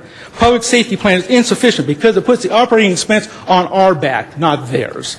Metrolink says they don't need a station at this location, and experts in the field said they couldn't even build it if they wanted to. And it would eliminate a vital environmental wildlife corridor that connects the Santa Monica Mountain and San Gabriel Mountain sections. Over the next half hour, you'll hear a lot of diversionary tactics. They're going to stretch for every oddball legal opinion they can find to substantiate their case, but they omitted the most important one that deals with a case just like this. They're going to try and wow you with Webster's Dictionary law. There ain't no such thing. They're going to threaten us with lawsuits and damages, even though the law is strongly on our side that we can make the decision when we feel like it, and it is sustainable in a court of law. And they're going to ask for fairness. They're going to ask for process. But even the city attorney, try as they may to help Los Lomas get this project through, they grudgingly have to agree that the CAO report and the CLA report says very clearly, we have the policy decision to make, and we have the right to make that decision. I'm saying let's make that today. I guarantee it's going to be exciting. It's going to be fun to watch. But at the end of the day, it comes down to one question, and the question is this. Do we really want this project? We can listen to the city attorney's opinion. It is a flawed opinion. And Mr. Alarcon, I would point out that you wouldn't be here today if we listened to the city attorney, because they said the terminus law was illegal, and the court said it was. Mr. Rosendahl, they told you that your Lincoln Place law was illegal, but we won in court. The city attorney was wrong. We could go on and on, case after case, in the history of the city of L.A., where the city attorney has given us opinions that were wrong. It is up to us to decide. This is a confusing, complex case, but out of intense complexities come intense simplification. In the end, it boils down to one inexcusable question, and that is, do we want a project that is going to consume our time, our energy, our resources for the next couple of years when we don't need it and we don't have to have it in our city? And we have the right by law to make that decision today. I'm sure if you ask yourself those questions, you will say, this project is not right for Los Angeles, and I ask your support my motion today, which is deny it. Thank you very much. Thank you. Mr. Alarcon. Members, Greg, that was your best speech since I've been back. But let me say this. Mr. Smith failed to list one opponent to this project, and that is me, Councilman Richard Alarcon, because I oppose the Los Lomas project as proposed. The question is not before us today whether or not we support Las Lomas. The question is whether or not we are going to protect the taxpayers against a lawsuit that the city attorney has opined could prevail. The question was also before the City Council when Councilman Bernson in the year 2000 introduced a motion to direct the City Planning Department to seize control of this project by creating a sphere of influence. The question was before us on the issue of control when in 2002 Con Howe received the application and then wrote the application for us to become the sphere of influence before LAFCO. The question was before us when Mr. Smith championed in 2005 the city becoming the lead agency in the sphere of influence on Las Lomas, and in fact the question was before the LAFCO when it voted to give Los Angeles the sphere of influence. Although Mr. Smith was absent at that meeting, did not vote on it, LAFCO voted to give Los Angeles that control. In the meantime, the Planning Department has proceeded with over 32 specific actions to say that they are processing this project. Mr. Smith would have you believe that a vote against his motion is a vote for Las Lomas. No. The vote against Mr. Smith's motion is to protect the taxpayers against a lawsuit that would prevail, just as it did when Councilmember Pikus blocked the process in Warner Ridge and the courts decided that we must be forced to take on a project beyond the scope of what we would have originally approved in terms of mitigation. The question is, how do we proceed to protect the city against a very large project that could have negative ramifications? Maybe we should rely on the county, whose jurisdiction this lands naturally. But the county just approved 21,000 homes without creating any permanent jobs and over 300,000 trips a day that will be dumped into the San Fernando Valley, into Mission Hills, Granada Hills, Pacoima, Van Nuys, along the 5 freeway when they come south looking for work. That is not the way to do planning. Mr. Bernson was correct. Mr. Smith was right when he told the Daily News that we are proceeding because we have to control this project. The council was right when it voted to become the sphere of influence because we need to control this project, not let it go. If we let it go, the county will make the decision. Do we want to rely on a county who has decimated our traffic congestion on the 5 freeway every morning and every night when my constituents are going to and from, and yours, Mr. Smith, are driving to and from their jobs within the city of Los Angeles? Do we want to have that further burden? Do we want to rely on the county for that? Why is it that last week a council member from Santa Clarita called me wanted me to sit down with Newhall Land to negotiate some kind of deal on the 21,000 homes that the city of Santa Clarita didn't even take a vote on? Because they are in bed. All of them are in bed. So let's understand that the vote today is to protect the process that the city has already voted to create. I was not here in 2000. I was not here in 2002. I was not here in 2005. And I was not here in December of 2006 when LAFCO made their decision to make Los Angeles the sphere of influence. But I'm here now.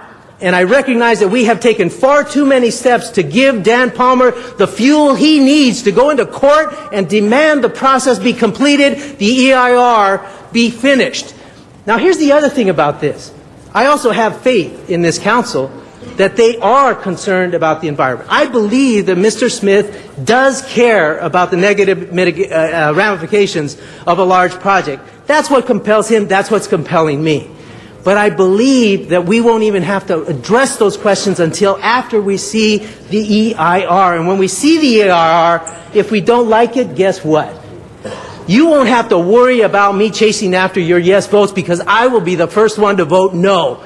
If this project does not mitigate traffic on the 5, if this project does not protect the wildlife corridor, if this project does not ensure that the rim of the valley is secure, if this project does not clean up the paintball operation that's been dead, and if that is a natural occurrence, I don't know how you define keeping our environment secure. No. I will bet my 100% environmental track record in Sacramento to say that we need to control this project to ensure that not only are we protected from a lawsuit in court, but we protect our environment as we move forward.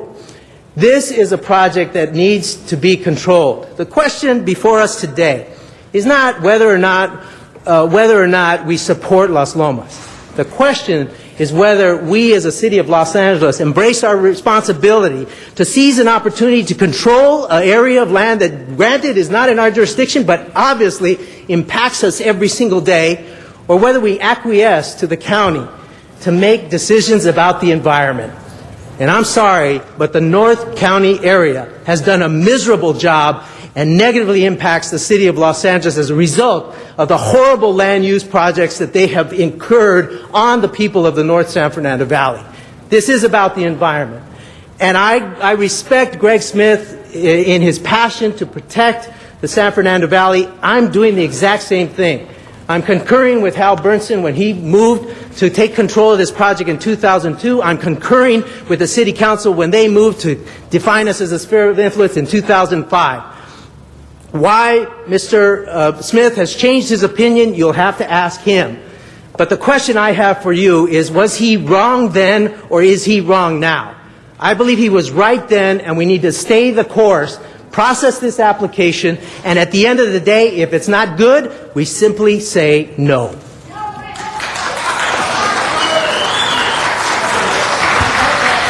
Councilmember Zine.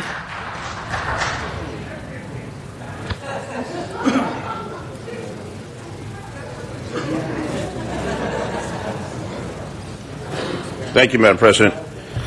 This reminds me of the Amundsen Project. The Amundsen Project called for 3,045 homes in the southwest San Fernando Valley, in Ventura County, adjacent to the city of Los Angeles. And when I ran for office, I said, I'm going to lay in front of the bulldozers to block that project.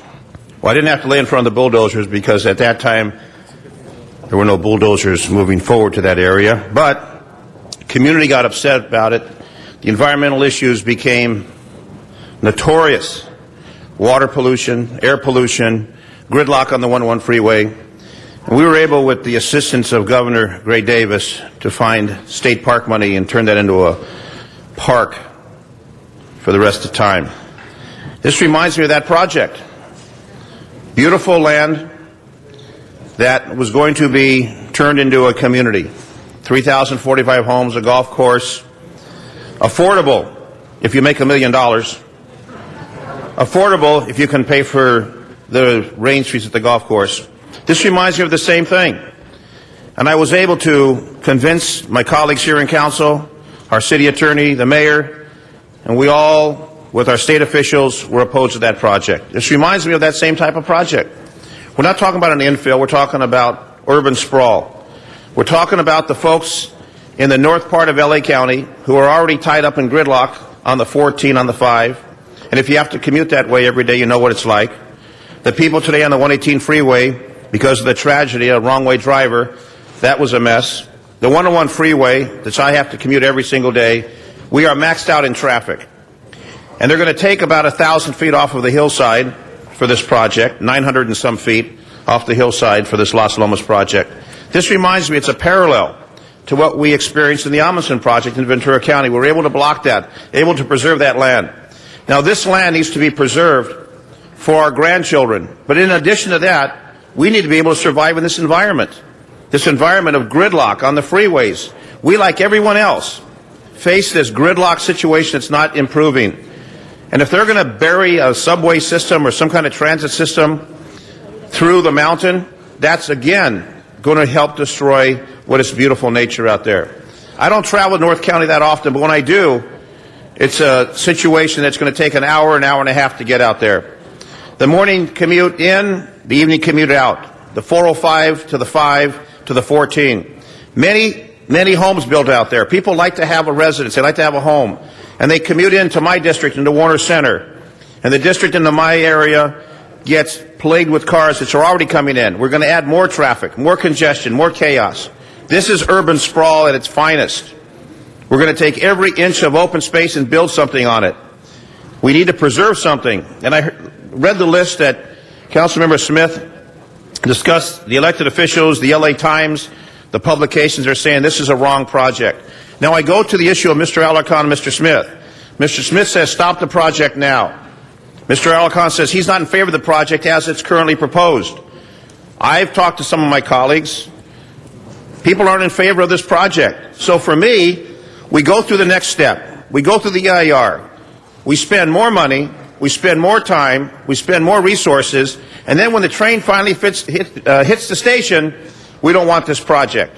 So all that time, all that energy, all that money is wasted. What Mr. Smith is saying, very honestly, we don't want it, stop it now, and don't continue through the process. Will it create jobs? Yes, it'll create jobs. It'll create jobs for the construction field, but then the people who are going to move in those areas are going to be the millionaires if we have any left after this depression we're facing. The problem and the bottom line to this is, do we continue this process? Maybe there's a lawsuit, maybe not a lawsuit. Or do we be honest and forthright and transparent and say, this project doesn't fit our community. We don't want to annex it. And Santa Clarita doesn't want it. We don't have the infrastructure to support it. What police agency is going to be able to police it? The LAPD, where we have 2 new police stations we can't even open because they don't have officers to put in the stations? Who's going to support that if it's annexed to the city of Los Angeles? Mr. Zine, if I could It's ask a you to project conclude. that doesn't work. I support Mr. Smith, and if a lawsuit comes forward, a lawsuit comes forward. But we need to stand up when it's wrong, and in this particular case, it's wrong to proceed forward. Thank you. Thank you. Mr. Reyes. Mr. Reyes, followed by Mr. Labange. Thank you, Madam President. Could I have the attorneys that are involved in this at the table? Because we've heard how the attorneys are saying this and that, and believe me, I understand the advocacy that each council member plays for their district, and I put a lot of weight on their points of view. But at this point, we haven't, I believe, we need to understand what it means not to have an informed decision. Because none of us are saying we're going to support the project. I haven't heard one person say we're going to support the project. So that I've heard. So what is at stake? From a legal point of view, there was a pathway that started some years ago. There were some investments made, some acceptance by the city. There was a back and forth. There's a trail there that exists that goes back to Councilman Bernson's motion for the sphere of influence. So how vulnerable are we? And my concern is, as a municipal corporation who's right now looking at severe deficits, can we afford more lawsuits? Can we afford more millions going out there because we're making decisions based on emotions as opposed on facts? So I just want to get a clear understanding of what is on the table if we vote one way or the other. I mean, where are vulnerability points from a legal point of view? If I can just ask that question. And Councilor Smith, if I understand you have an attorney, if you felt comfortable, if they could answer, I'd like to give them equal time so that we're getting different points of view. And quite frankly, you know, we get the big reports, but I'm not sure if any of my colleagues have read them. And so let's understand if we can get it from the Reader's Digest version as to what's at stake from a legal point of view if we stop this. So please hold my time. Good morning, council members. My name is David Michelson. I'm a Chief Assistant City Attorney with the City of Los Angeles City Attorney's Office. To my right is Susan Phan, who heads our Real Property Division. To my left is Jerry Burge, who heads our Land Use Division. We are pleased to be here today. I'm going to try to keep my comments relatively short. Let me start off by attempting to sort of frame the issue from our perspective. Since 2002, the city's planning department has been processing both the environmental impact report, the EIR, and the pre-zoning associated with the proposed Los Lomos Los Lomos development project. That proposed project is in territory that is currently in the unincorporated county of Los Angeles. The folks at Los Lomos desire to have their territory annexed into the city, but before they can do that, LAFCO, the local formation commission of the County of Los Angeles, has made clear that this city of Los Angeles, must first approve the pre-zoning and also approve the EIR. So again, since about 2002, the Planning Department has been working on processing the EIR and the pre-zoning. If this were to play out, the Planning Department would bring to you a completed pre-zoning and a completed EIR probably in a year or two. At that time, you'd be having, frankly, much of the discussions and conversations that you're having now as to whether you all believe the project makes sense, whether you believe the pre-zoning and the EIR are appropriate. If at that time your council decided that to vote against the EIR and the pre-zoning, then Las Lomas would not be in a position to go to LAFCO and pursue their annexation. It'd be over in that sense. If, however, at that time, once the process had been completed for the pre-zoning and EIR, your council decided to approve the EIR and the pre-zoning, then Las Lomas would be in a position to go to LAFCO and to pursue the annexation of the territory into the city of L.A. There are two motions that are on council's agenda today.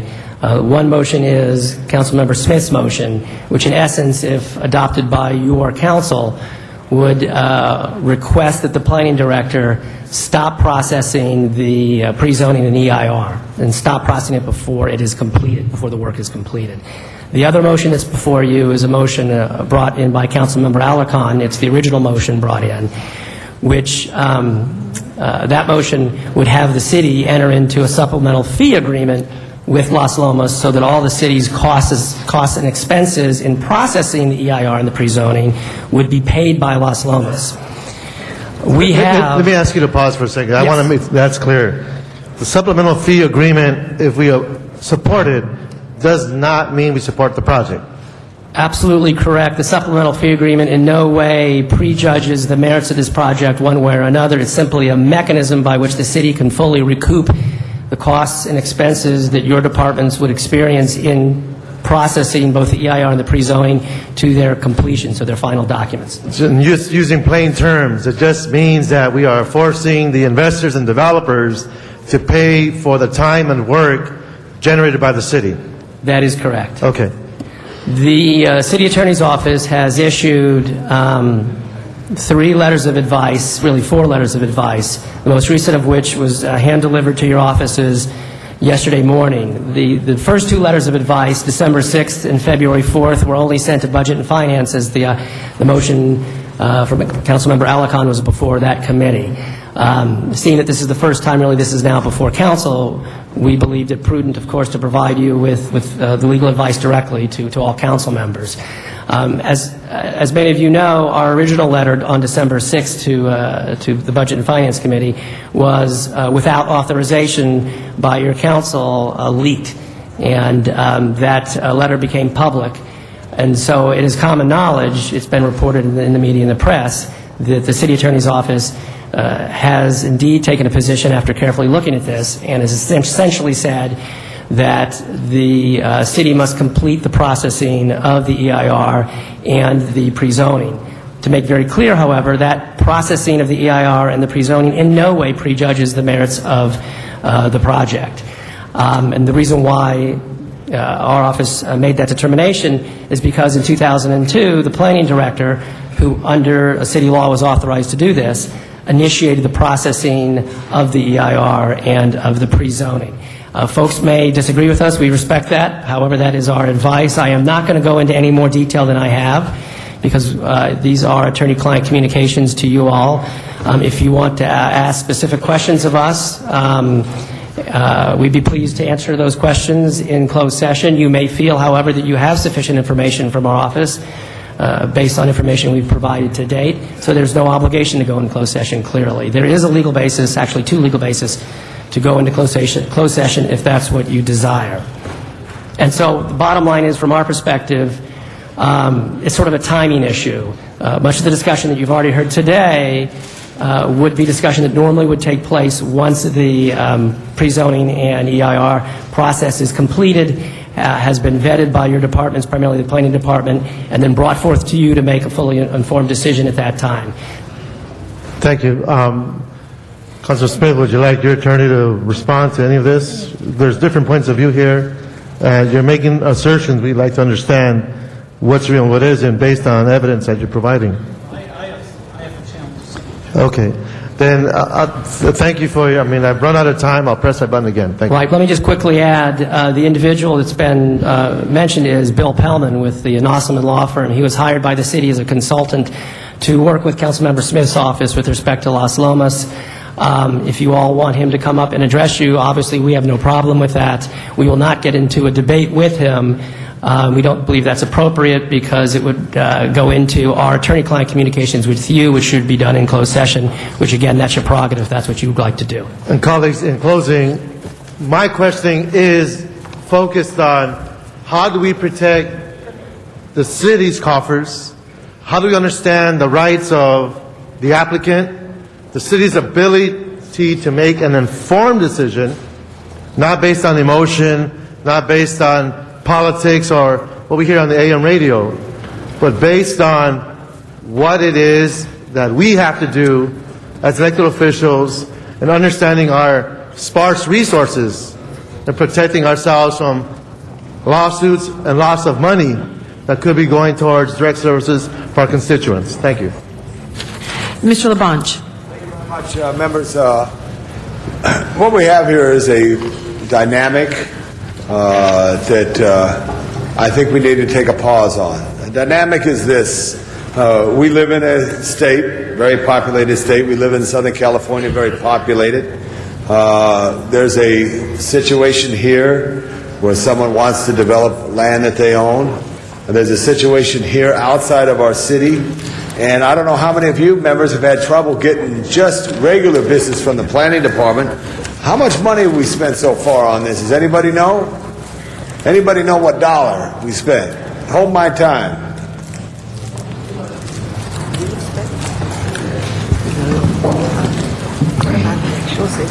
I can tell you that as of the end of December 2007, we had billed them approximately $30,000 for the work that the planning department had done over that entire 6-year But we don't know period. back to the beginning of time in this relationship. From the time the EIR was first submitted to the city, and that is a 6-year period, the planning department worked on it intermittently through that 6-year period, and the total cost of the billing for our time for that 6-year period was approximately $30,000. And did they pay Laura Chick yet for that? They have paid for our I just time, want to yes. ask that question because they would ask that. Question I want to ask is, what about engineering? Wait a second there. You're the city planning director. Engineering, transportation, $30,000 doesn't seem like a lot of money, but it is a lot of money and it's a lot of time and focus. Do we know what the others is? And if we don't know, who knows? And why don't we know? Hold my time. How much does it cost to process what we're looking at right here? What's the cost? Do we know? I mean, we're making there's a lot of different decisions making here, and I think we should have somebody who would know. No. The city has paid nothing. The cost of processing an EIR is totally cost recoverable and billed to applicants. But we don't know exactly right now what it is. I can only tell you that the planning department has billed a total of $30,000. Right, but how many planners do you have in your department, Ms. Goldberg? Well, there are 300 employees in the planning department. Probably at least half of them are planners. And are you fully staffed at this time? Not fully staffed, no. Okay, so my concern is, members, is we're taking off our core value of what's inside the area known as the city of Los Angeles. This is the city. We're going up into the gray area. And I think we should focus on the areas that are in our city, because there's projects in our districts now that have to wait your turn because you don't get the support that you need due to the slowdown of our own crisis. We're going through a change economically. And I don't want to see us get so far ahead that we can't do it. There's another city, Santa Clarita, that has an interest in this. There's a county that has an interest. And also, Richard, you did bash the county for what they've done. I don't know what could have been done differently in the sense of building the infrastructure first. I know people have opportunity to live in those areas. But also, that's how it was zoned. I mean, we're going through a transformation of how we're thinking about cities. We're absolutely going from what is a suburban area of the San Fernando Valley to an area where it has jobs and housing mixed into it. So all that, I think we need to take a pause and I think we take a pause. I support Mr. Smith on this effort here because I think it's important to take a pause. That's why I seconded the motion. So I'd like just to ask the departments, Madam City Attorney and Mr. City Attorney, what do you think of my suggestion to take a pause and support this? What's your advice? Our advice is sort of embodied in the written correspondence we provided to council. We've been consistent with that with respect to that advice.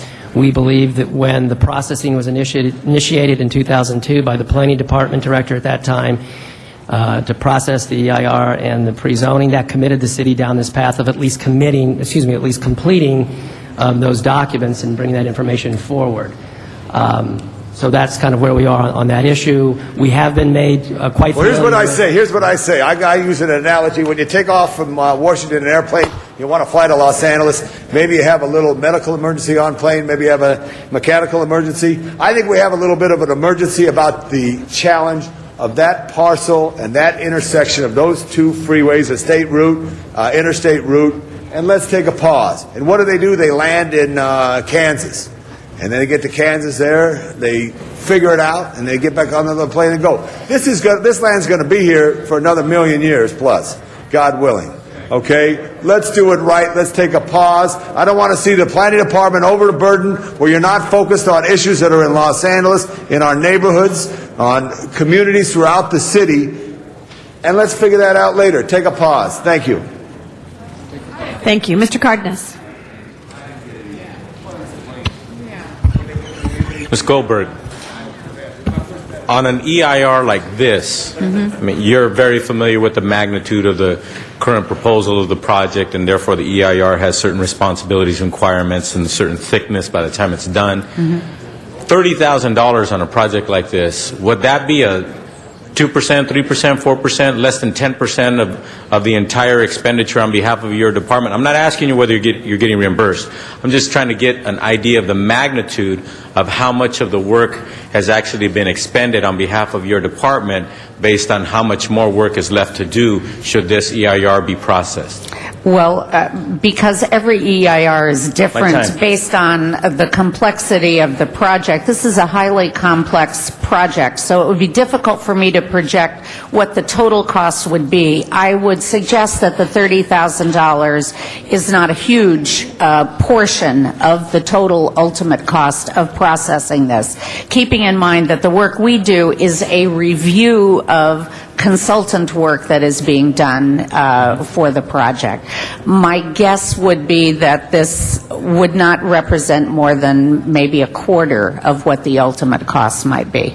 So a project of this magnitude, your department might, just by guesstimation purposes, might expend only about $120,000? For reviewing the EIR, not for processing entitlements. I'm talking about just for the EIR. Okay. Yes. Now, the whole process that you would be involved in this kind of project, about how much? There are fees associated with whatever applications the applicant ultimately makes. The applicant so far, in September, has applied for a development agreement and a pre-zoning. There are fees, and I'm not sure, do you know exactly what the fee for each of those are? But the reality is that in a complex project like this, the fee would not come close to covering the entire cost of the city's processing of those entitlements, which is why there is a proposal for the fee agreement to make certain that if we go forward and if we process this, that we get the full cost of whatever our work is. I know that. No, but for the fees for the development agreement.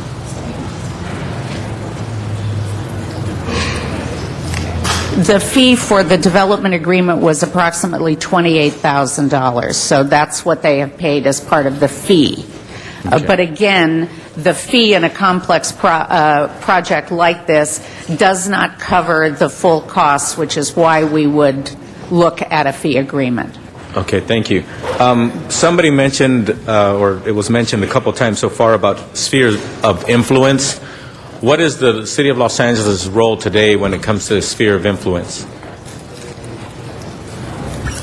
The sphere of influence, I believe about 1/3 of the 550 acres that makes up this property is already within the City of Los Angeles' sphere of influence. And a sphere of influence is, in essence, a recognition by LAFCO that the city may, sometime in the future, may be involved in annexation of that territory into the City of L.A. There's been some confusion, and we try to address it in our written correspondence to council as to what can transpire if territory is within a sphere of influence, if it's not within a sphere of influence. Suffice it to say, we think state law is, and city law is quite clear on this issue.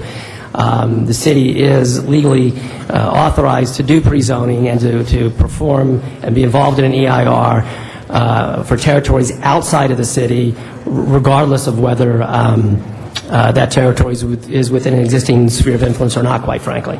But an annexation cannot actually go forward by LAFCO until that territory is within the sphere of influence. And LAFCO can do the annexation and sphere of influence at the same time. Okay. That's a lot of inside baseball, I apologize, but that's sort of in a nutshell. Where is the LAFCO process right now on this? That's a good question. LAFCO returned the annexation application to Las Lomas, and in returning the annexation application to Las Lomas, LAFCO made clear that the City of LA must first approve the pre-zoning and approve the EIR before Las Lomas can return to LAFCO with a resubmission of its application. So LAFCO would again take up this issue if and when this City Council acted one way or another on the completed pre-zoning and EIR. Then I'm a little confused. A developer goes to LAFCO, and then LAFCO closes that file and says, before you come back, you have to do these things. Why did they go to LAFCO in the first place if that's what LAFCO did? Did they make a mistake or something, or they went backwards? They should have come to the city first? What happened? Well, you'd have to ask, I think, the representatives of Las Lomas in terms of how that all transpired. It's my understanding that LAFCO took the position that this proposed project has obviously zoning that is very different than what the zoning provides for in the County of L.A. right now, where the territory is presently within the County of L.A. And because there would be such a significant change in zoning, LAFCO said to the applicant, to Las Lomas, well, you first have to go to, in essence, the target city that you want to be annexed into, the City of L.A., and get the City of L.A. to approve the EIR and approve the pre-zoning. If you're able to do that, Las Lomas, then you can come back to LAFCO, and LAFCO will consider the annexation request at that time. So right now it seems as though the entity that actually is deliberating this Las Lomas project seems to be the City of Los Angeles right now, not LAFCO. As far as we can tell, other county or cities are not agendizing this at this time, as far as we can tell. I think that's a fair way to put it, yes, sir. Okay. Now, are you familiar at all with just the generics of project labor agreements? Yes. Like a question like this, could you help shed some light on this? When there's a project labor agreement, does that agreement tend to go with the land, or does it tend to be an agreement between the developer entity, at that time the landowner, and the other parties that negotiate that agreement? Well, I want to make sure that you're actually referring to a project labor agreement, which is an agreement whereby a contractor, many times building a public works project, in this case for the City of L.A., has agreed with, in this case, the city, in order to ensure labor harmony and make sure the project is completed on time, within budget, that safety for the workers is paramount. This project labor agreement provides a mechanism by which the contractor agrees to hire the laborers to actually build the project. So it's associated with the construction project itself. So technically, someone could go through, have a project labor agreement, and then go through a planning process, et cetera, and then before they start putting the spades in the ground and actually building it, that person could actually if approached or what have you, they could actually sell off that property and the right to build or what have you, and a subsequent entity could actually finish the project. If I understand your question correctly, I think that's right. I'm not sure I fully... Yeah, because the rights in this Yeah. country is if I own land and I go through a planning process and I get certain permission to build X, Y, Z, then what happens is if I choose to sell it to some Yes, you other can sell the entity, entitlements then the many times. entitlements, et cetera, and the property, then all of a sudden they're not dealing with the first person, they're dealing with another entity. Right. Yes, the entitlements that an owner of land may have, in most instances, can be sold to a new owner, absolutely, as part of the package of the transaction of moving the land to another Exactly. owner. Okay. Now, Mr. Zine, you mentioned a project, Dennis Zine, you mentioned a project that was happening just outside our jurisdiction along the 101 freeway. What was the name of that project again? Amundsen? And they were going for entitlements, and people got up in arms about the potential of 3,500 homes, et cetera. And then what happened? You said something about the state stepping in? The state stepped in. Governor Gray Davis stepped in with money from the Parks Fund and purchased it, and it's now... Do you remember roughly what the figure was that the state... I think it was $50 million. $50 I think million. you appropriated that out of your budget when you were in the state. So 50 million. And I remember another one where there was somebody up north in Northern California who was threatening to cut down some redwoods. And between U.S. Senator Dianne Feinstein and her efforts, and also the state legislature when I was in there, combined they paid easily $500 million for that developer not to build something and to preserve that land. But the thing that I want to point out, it wasn't Dianne Feinstein's money. It wasn't the legislature's money. It was the taxpayers' money. And in the Amundsen Ranch case, that was $50 million of taxpayer money that actually went into the pocket of a developer, and that developer made a profit so as to preserve that land, which was already being preserved. But then again, with the threat of building, that leverage, the state of California, that leverage, and ultimately taxpayer dollars went into that person's pocket, even though they didn't build anything, and that was for a profit. And I just wanted to point that out because we're going down a slippery slope when we believe that because someone has an intent or someone makes certain agreements, that those agreements will prevail. Because the rights of individuals and landowners in this country, they have the right to sell their land. They have the right to sell their entitlements. And then whoever thought that they had something with this particular individual has to now go to someone else or some other entity and try to renew those agreements, outside the entitlements, of course, but renew those third-party agreements that, in this case, people are talking about and people are counting on. But I don't necessarily believe that everything will play out, especially when people are dealing with for-profit and they're dealing in the tune of tens, if not hundreds of millions of dollars of potential profit. Thank you. Thank you, Mr. Cardenas. Our next speaker is Mr. Huizar, then Mr. Smith for a second time. Thank you, Mr. President. I heard this item 3 times, twice in Plum and once in Budget and Finance, and I just wanted to clarify some of the rationale used by the Plum Committee as to why we voted the way we did, or I think the intent was. I know what my intent was. I'm not sure what the intent of the other council members were. But this item first came to us by a motion, Mr. Alarcon's motion, that asked the city to establish a supplemental fee agreement so that the proposal of this project could pay for all costs associated with this. And I believe that Mr. Alarcon has since submitted some amendments to his original amendment, and I don't have them. Does somebody here, Mr. Alarcon, are those still part of the original proposal? Yeah. Are we voting on that today? Clerks, somebody answer that for me, please. Well, there's 2 motions on the agenda today. The one motion is Councilmember Alarcon's motion, which is about the supplemental fee agreement and presumes that the city will continue processing through completion the pre-zoning and the IR. And the other motion is Councilmember Smith's motion, which, if adopted by your council, would attempt to put a brake and stop the processing at this juncture before it's complete. And Mr. Alarcon submitted some amendments, and I found them here. I think one of them is to have Las Lomas pay all prior costs incurred by the City of Los Angeles for processing. The other is that Las Lomas will pay all future city costs for processing, and that Las Lomas will allow the city to use payments it receives for consultants for processing, and that Las Lomas will indemnify the city in any lawsuit that occurs.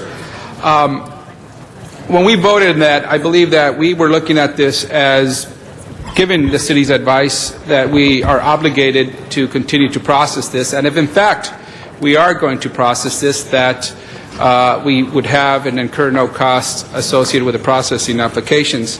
When this came to Plum yesterday and we entertained Mr. Smith's motion, I made a statement then that this was a bit unusual for us to take this up at that time. Typically, when Plum is asked to vote on something, we have a project before us. And here, what we have seen is simply a proposal. We haven't seen a project. We don't know exactly what's being proposed. We kind of hear what's being proposed, but in order for Plum to make a decision, I felt that we should actually see what is in that proposal, what is in a project, and we don't have a project before us. I think, like Mr. Alarcon said, we don't know what impacts there will be on the environment, on traffic, and other matters. And until we see that, given the type of role the Plum members usually take, is one to vote yea or nay on a project. But since we didn't have a proposal, I thought, or some members on Plum thought, we should allow the process to take place without clearly saying whether we support this project or not. Proposal, it's a proposal right now, and then coming back and taking that vote at the appropriate time. I also thought to myself that I'm not quite sure what type of precedent we're setting. I was a bit concerned that we will be setting a precedent where in the future, if there are proposals that are being made and they come up to this point, at what point will the city yank the rug out of the proposal and have that person incur costs and also create some ambiguity as to what our procedures obviously are. Now, land use in general is very political. It's highly political. It's a lot more political than I learned in my planning courses or my land use courses in law school. But the fact remains that we do have to, at some point, try to create a sense of trust and a sense of what is the process and try to define that as good as possible. I'm not saying that this here, what we're doing today, will in fact create a new path, but it's just something that I was concerned with as a Plum member. Now, looking at this proposal more intently, looking at it at the details, I'm inclined, like many others here, to not support the type of project that is being proposed, but sitting as a member of Plum, we thought we should allow this to go forward, allow us to see a project, and then vote on the merits of that project at the time it comes to Plum. Thank you. Thank you. Mr. Smith. Thank you, Mr. President. Mr. City Attorney, you state that you think the city would be liable in a lawsuit. What would they be liable for? Councilmember Smith, David Michelson again with the City Attorney's Office. On one hand, as we mentioned before, we don't want to go into really too much detail outside closed session because if there is litigation, we want to preserve the opportunity to defend the city as much as possible. But I will answer your question in that context. If your motion were to be adopted today, it is possible clearly that the folks at Las Lomas would commence litigation probably in two directions at the same time. One would be what we call a writ of mandamus. The writ would seek to have a judge compel the city to indeed go back and start processing, not start processing, but complete the processing of the EIR and the pre-zoning. And if the city were not to prevail in the writ action, potentially the city would be subject to paying Las Lomas' attorney's fees. The other possible litigation front that Las Lomas could pursue would be a lawsuit against the city seeking damages against the city under a number of legal theories, such as takings and other possible legal theories. And if Las Lomas were to prevail on that lawsuit, it could be rather substantial damages that could be at stake. Okay. First, writ of mandamus is just an order to continue doing work. Essentially, that's correct in this context. And that's what the Santa Clarita case resolved around, and that's what's happening in Santa Clarita. No damages, just they must continue the work on the EIR and the pre-zoning, right? I think that's essentially correct, sir, yes. On damages, what do you base that on? I mean, where is your legal authority? Are you familiar with the First Street Plaza project Yes, sir. versus City of LA. What happened in that case? Well, I probably would have either Jerry or Susan maybe answer that question, but again, to go into too much detail outside a closed session is not, frankly, to the city's advantage, because if we are in litigation with Los Lomos or anyone else for that matter, we want to be as aggressive and vigorous as possible in defending the city. Let me ask you a So simple that's yes part or of no the concern. question then. First Street Plaza North. The City of LA engaged in discussions with the developer for a project right up the street. We went on for 2 years in discussion. We had agreements on the discussions. And the City of LA, when it came to a policy decision, voted no and declined the project. First Street Plaza sued. We won. Jim Hahn, our city attorney, won. I'm not so sure you're willing to take that fight, but the previous city attorney did, and he won because the judge says until a formal action was taken by the council, we are not obliged to serve at the will of the developer. With all due respect, council member, it's apples and oranges. We are not going to go into detail as to why outside a closed session. I can tell you we are doing our level best to provide you with our professional advice. Our professional advice has been consistent now for some time. We're calling the shots as we see them. And again, we don't take this personally. We're doing our professional best to give you the best advice we can. And it's your jobs, quite frankly, to take into consideration our advice and make your decisions. Okay. And regardless of what your decision is, it's then our job to defend and protect the city as best as possible. If there's litigation that comes forth, we will do just that. Okay, I get your denial repeatedly. The fact of the matter is, folks, we have a case law, 1998, First Street Plaza versus City of LA, same situation. We went down a path with the developer. We made agreements and we looked at their documents. When the council decided to vote, they said no. They sued. They lost because the city has that right.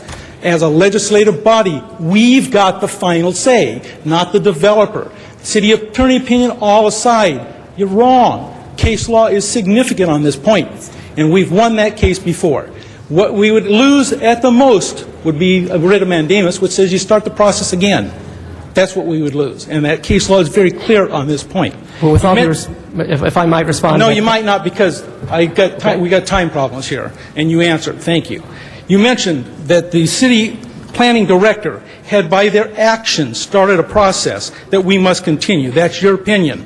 Let me read to you this letter I got March 15th. I do not know that under the process of the city's municipal code, we never formally initiated it as Los Lomos, as a project within the city. Additionally, I do not know of any project, either in the City of LA or any other charter city, in which the city is required to process a project outside of its boundaries unless the elected body takes a formal policy decision to do so. Signed, Con Howe, Director of Planning. When you said he was acting and causing us, the city, to be liable to process this, Con Howe said that was never in our mind because no action was taken. A similar letter from Hal Burnson says, I was never concerned that his, Dan Palmer's, presence and persistence would obligate the city to do anything. And Cindy Misakowski said at no time during the discussions among staff did we consider this to be anything more than preliminary interfacing about what might become a project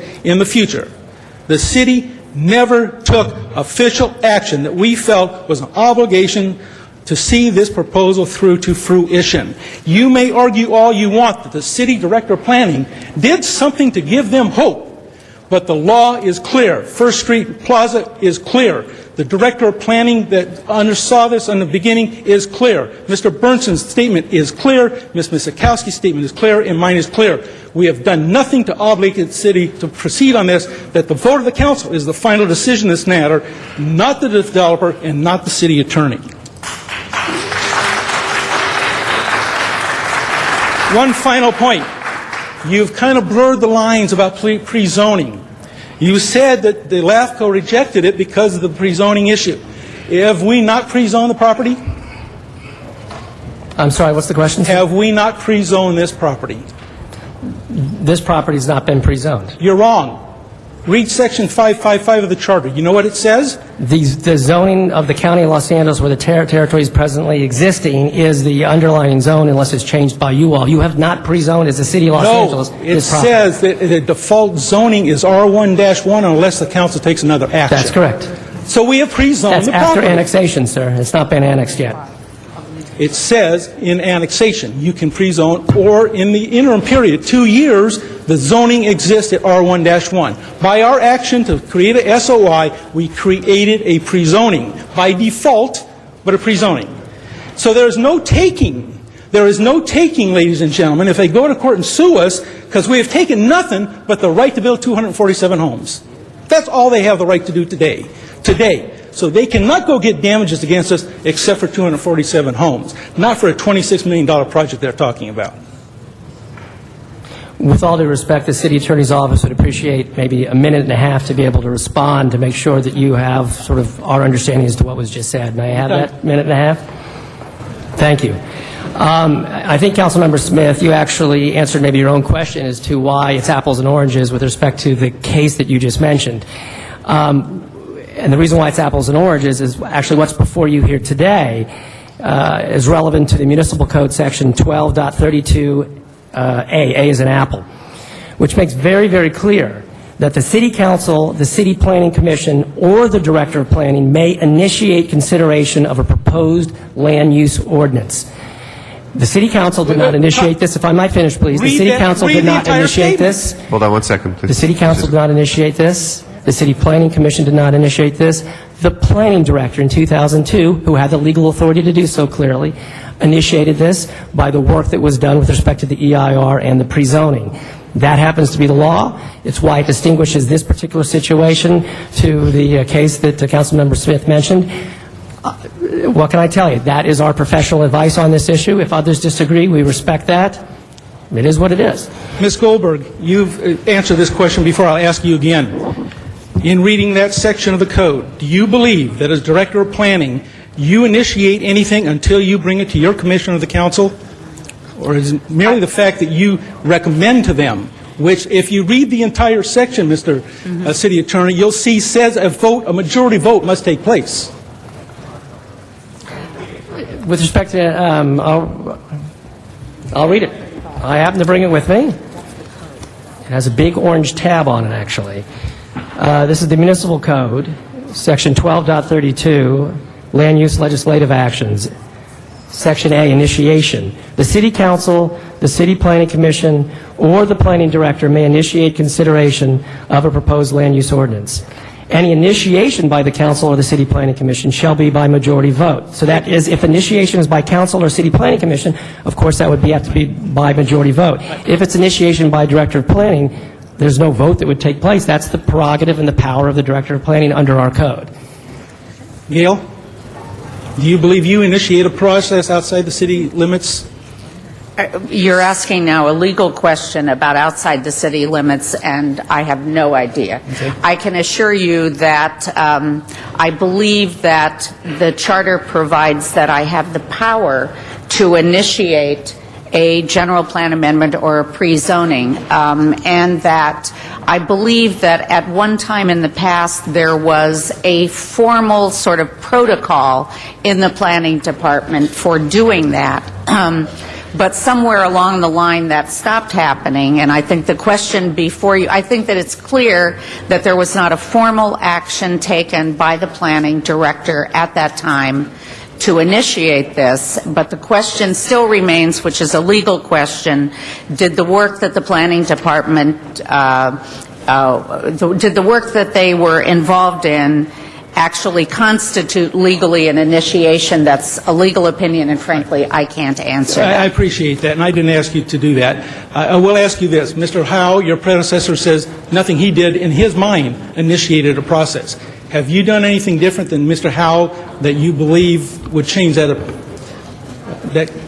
Well, I can assure you that based on this case, a protocol is being developed in the planning department at this moment to assure that in the future there is always a formal or an action taken that can be documented. I can assure you that we are doing that, but the reality is that that has not been the practice. Okay.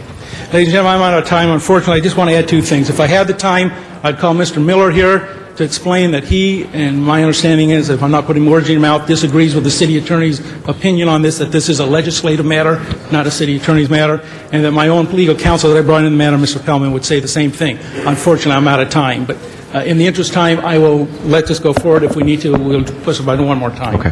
Mr. Alacon? It's our last speaker on the queue right now. Well, if you didn't believe we were going to get sued before, I'm sure you believe it now. When there is obviously a lot of misunderstanding about whether or not the city created a responsibility to proceed with the processing. The question of whether or not we should proceed should be based on what is the most cautious way to move forward. Our city attorney has said that if we fail to move forward, he believes we are in great jeopardy of being sued and being in a weak position. However, if we proceed with the process, there is no peril. There is no fear of a lawsuit from the applicant because the promise, if there was one, would have been kept. So that's the fundamental question. I know that I don't want to get into a legal dispute between the city attorney and our newly found lawyer, Greg Smith. But I do know that if we take the course that Mr. Smith is asking, that the next city attorney will have to negotiate the settlement after we are sued. And I do know that if we take the route I'm suggesting to continue to proceed with all the commitment in my heart to protect the environment as I have during the course of my career, that we will not be faced with a lawsuit. Now, I would like to ask the city attorney about Warner Ridge, because a lot of people have talked about the similarities with Warner Ridge.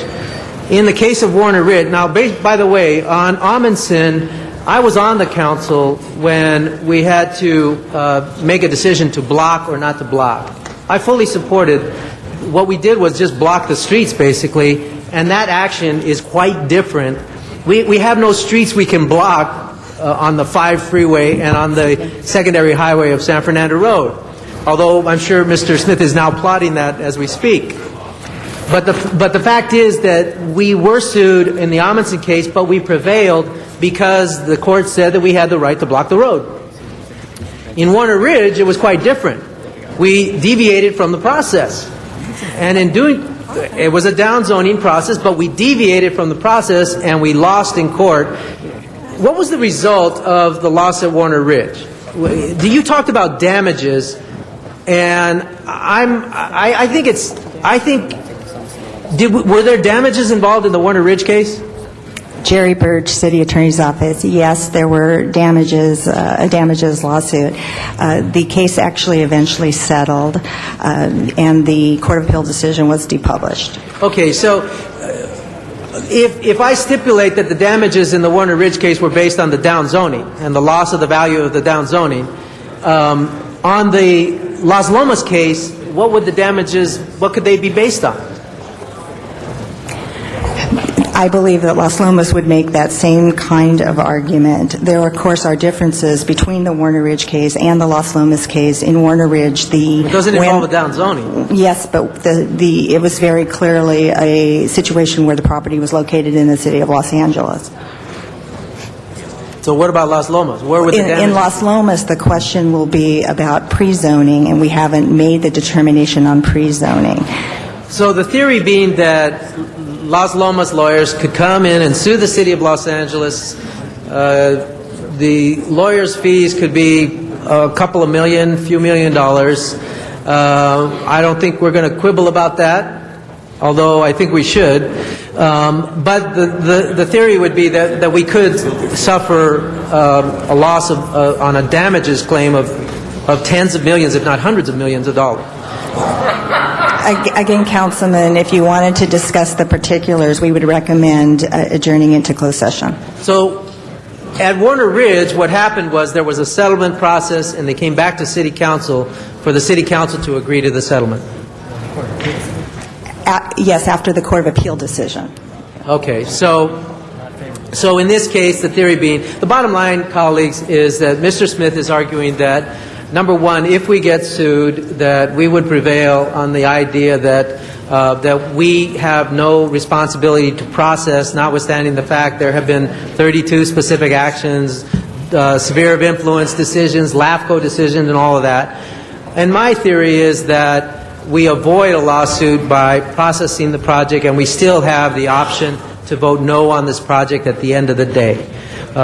You've heard the arguments. That's essentially the issue. If you believe that Mr. Smith is correct, vote your conscience on that. If you believe that it's safer to vote to completely avoid the lawsuit by processing the application, continuing to process the application, I think you'll be on safer ground.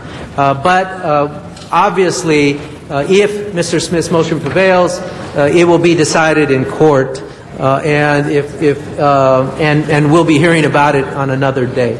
I urge you to think about the damages the city has suffered. I also urge you to consider the possibility that Judge Janevs may be deciding this case. I urge you to consider... Oh, she's not. She's not. Okay, I apologize. She's retired. Oh, she retired. Okay. But I urge you to consider the amount that the City of Los Angeles pays each and every year in claims against the city, and I think we may have to add this one to the list and pay the price when the time comes. I urge you to vote no on Mr. Smith's motion. I urge you to vote yes on my motion to have the developer pay for any fees that are incurred as we continue in this process. We both have, I think, clear conscience in our hearts, but that is the fundamental question, and I hope that you will that whatever we decide, that we make the right decision.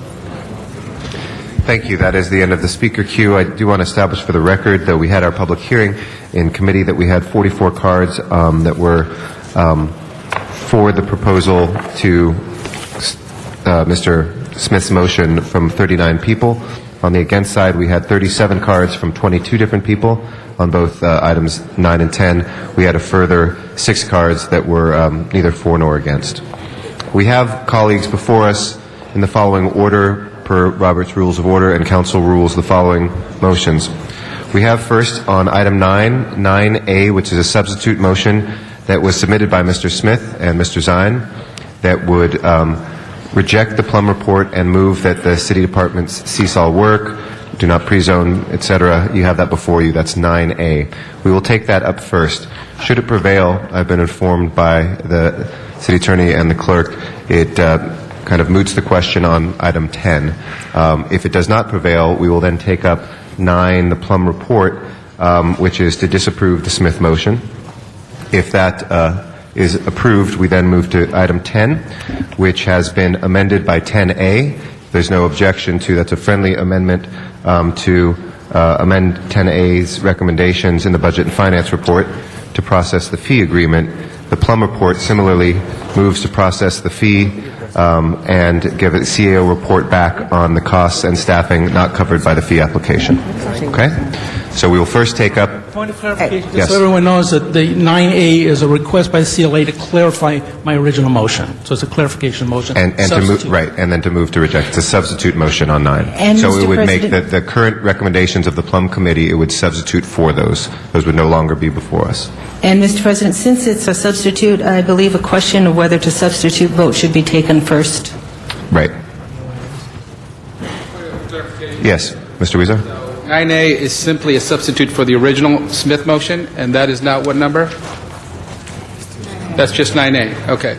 But the Plum Committee voted no on Mr. Smith's motion, so the report that came out is a no on Smith's motion, so I just want to clarify. This rewrites and reproposes as a substitute the disagreement, rejection of that Plum report. Oh, okay. So it kind of goes again back to the original, but adds further motions and movement to cease all the work, do not pre-zone, do not assume the role of lead agency, et cetera. That's Okay. It should be before you, the 9A, the specific ones. It's been circulated by all the city clerk, but if you'd like, I can read them all out, Mr. Weezer. It says, the city department cease all work on the Los Lomos development. The city does not pre-zone beyond the current pre-zone R1-1. The city does not enter into a supplemental fee agreement with Los Lomos Land Company, LLC. The city returns all materials associated with the development to the developer. The city does not assume the role of lead agency. The city does not process an EIR associated with Los Lomos development. And the city does not pre-zone outside its sphere of influence. Okay. Everybody clear? Any questions, clarifications? Okay. Our first vote will be on whether to substitute. It is not the vote on the substitute motion. Okay? So right now, this is just a yes vote is to allow the substitution to come before us. If that is rejected, it doesn't even come before us. But again, this is not a final vote on the motion. It is whether or not to consider it as a substitute. Okay? Please open the roll on substituting 9A. Please close the roll and tabulate the vote. 10 ayes, 5 noes. Okay, that is substituted. Now we have 9A, the substitute motion on 9 before us. Please open the roll, close the roll, and tabulate the vote. 10 ayes, 5 noes. That carries. And, Mr. President, do you wish to receive and file the Plum report? Somebody would move to do that. Okay? We have a motion to receive and file that. And also, since number 9A passed, do you wish to receive and file number 10 as well? Is that your wish, Mr. Smith? Okay. There's a motion to receive and file both of those. So please open the roll on receiving and filing, close the roll, and tabulate the vote. 15 ayes. Okay, that is received and filed. We will now return to the item Mr. Rosendahl had before us before. That was item number 36. Mr. Rosendahl. The public comment stall. Yes. Okay. Mr. President, at this point, could we open up the public part of it Yes. before the city attorney comes out? We want to thank the members of the public who have been here on item number 36 for their patience. If I could ask folks very respectfully to move their conversations outside the chambers so we can continue back with item number 36. Just before that, Mr. Rosendahl, I'm just going to run through the special agenda. We won't call anything special unless anybody does. But Madam Clerk, will you please call the roll for the special agenda? Alarcon, Cardenas, Gruel, Han, Weezer, Labange, Parks, Perry, Reyes, Rosendahl, Smith, Weiss, Wesson, Zine, Garcetti, 14 members present, and a quorum, Mr. President. First items, please. First item on the agenda, and I believe it's an item for which public hearing has been held, and I believe there was a request to continue this matter for 1 week. Okay. Is there any objection to that, folks? If not, we'll go ahead and continue that for 1 week. Next items are items for which public hearings have not been held, items 33 through 35. 10 votes are required for consideration. Okay, we have one card on 34. Let's call that special for cards from the public. That leaves 33 and 35. Does anybody wish to call those special? If not, let's take up, we'll open and close the public hearings and take up 33 and 35. Please prepare the roll and tabulate the vote. 14 ayes. Those are approved. If we can continue 34 back into the regular agenda. And do you wish to adjourn the special meeting? Yes. And let's go back to item 36. Mr. Rosendahl has moved to reopen that public hearing. We have Kevin McDonald as our first speaker on this. And after that, we'll hear from Gerald Marcil. If Kevin McDonald is with us, if I could ask folks again, please, to take as many of the conversations out of the council chamber so we can be sure to hear Mr. McDonald. If you'd like to come forward to the podium at this time. And our mine colleagues, as a land use matter, if folks could please direct their attention to the podium. Mr. McDonald.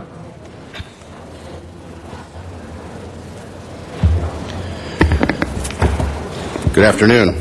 Kevin McDonald, representing the owner and subdivider here today. Just a quick reminder where we were yesterday. This was continued from yesterday's hearing based on an allegation and that certain aspects of this case had not been heard before. Indeed, it had to do with parking, had to do with tenant relocation, and vacancy rates. When indeed the appellant here had raised the vacancy rates in his initial appeal application as well as at the Plum hearing. But I want to break down what's left here before you very quickly. There's discussion about parking. The evidence that's been presented about parking is that the parking that is required for the 8 additional spaces has been provided, and there's a permit to demonstrate its compliance and a C of O demonstrating its completion. So despite Mr. Rosenthal's discomfort with that parking, you cannot ignore the evidence that's before you that that parking has been provided and is in compliance with the code, and that there is absolutely no difference in the standard for the design of parking for a condominium project as opposed to an apartment project. So there should be no confusion there. Secondly, of course, has to do with the vacancy rate issue. The city attorney's office has explained to you the law. And the law requires that you take into consideration first whether there has been demonstrated a vacancy rate of less than 5%, and if, and only if, that has been demonstrated, do you look to the second prong and determine whether that level of vacancy rate would have a significant adverse effect on the rental market. There's been absolutely no evidence presented before you that has to do with any cumulative effects on the rental market due to the vacancy rate. You must adhere to the standards that have been established with the city. You have no basis to single out this property owner and treat this owner in any different way than any other similarly situated property owner under these circumstances. The standards by the DWP rules have been followed consistently year after year after year. The only thing that's been presented to refute that is Thank you, sir. Conjecture from an appellate that has not demonstrated the source. Sir, I need you to conclude. I'm sorry. We try to keep as fair to everybody as possible on the process. I'm sorry, sir. Time is up. I'm sorry. Our next speaker is Gerald Marcel. Gerald Marcel is our next speaker. After that will be Bruce Roman. Okay, my name is Gerald Marcel. I'd like to point out 3 things. First of all, the hearing was postponed yesterday on false pretenses. It was stated that this information had never been brought up before by Mr. Reyes, or asked that question to Lateef, and Lateef said no. And in fact, at the last hearing, that was all that the tenant Bruce or Mr. Roman brought up. We went to the city clerk's office yesterday. We pulled the tape of that hearing. We have it transcribed. We have the transcription, so it's not new findings. All those findings were, in fact, discussed at the Plum hearing. And so the vacancy factor was not an issue, is not an issue, still is not an issue. There was no confusion on the parking, as was just stated. Won't go into that because it's simply that we had to go get our permit before instead of after, because there was some confusion on the part of the planning department. Usually we get it after we get approval. And finally, applicants do have rights. We applied based on the rules. Many projects before us have been decided on the same rules. We expect to be decided on the same rules. We don't expect the rules to be changed. Maybe you can change the rules for future applicants, but we don't expect the rules to be changed for this application because it's already, we depended on the information given to us by the city. We purchased the property on that basis. We've paid all of our fees on that basis, and we are relying on you and the information given to us and those rules in the process of doing the application. I'd like to quote something that Mr. Reyes said earlier in the Las Lomas case, and that is that not to make decisions based on emotions or politics. And he was very clear about that, and I appreciate your support. Thank you. Thank you. Our next speaker is Bruce Roman. After that will be Arnold Sachs. I think the crux of the problem is the vacancy. The vacancy has been certified by the Los Angeles Department of Airports as that they own 777 of the idle units. Of those 720, they are out of use. That leaves approximately 89 idle units with a 3.5% vacancy rate, owned by the City of Los Angeles Airport. The second one they considered was the parking. The parking permit was obtained 2 hours before the West Area Planning Commission. 2 weeks after that, it was rescinded because their fourth set of plans didn't comply with the city. They submitted a fifth set of plans, and they have not been reviewed by either the advisory committee or the Plum Commission. The only person that has seen it was Mr. Mullinex, who came out and just looked at the parking stalls. They were never measured or certified. They were just observed. Okay? Thank you. Our last speaker is Arnold Sachs.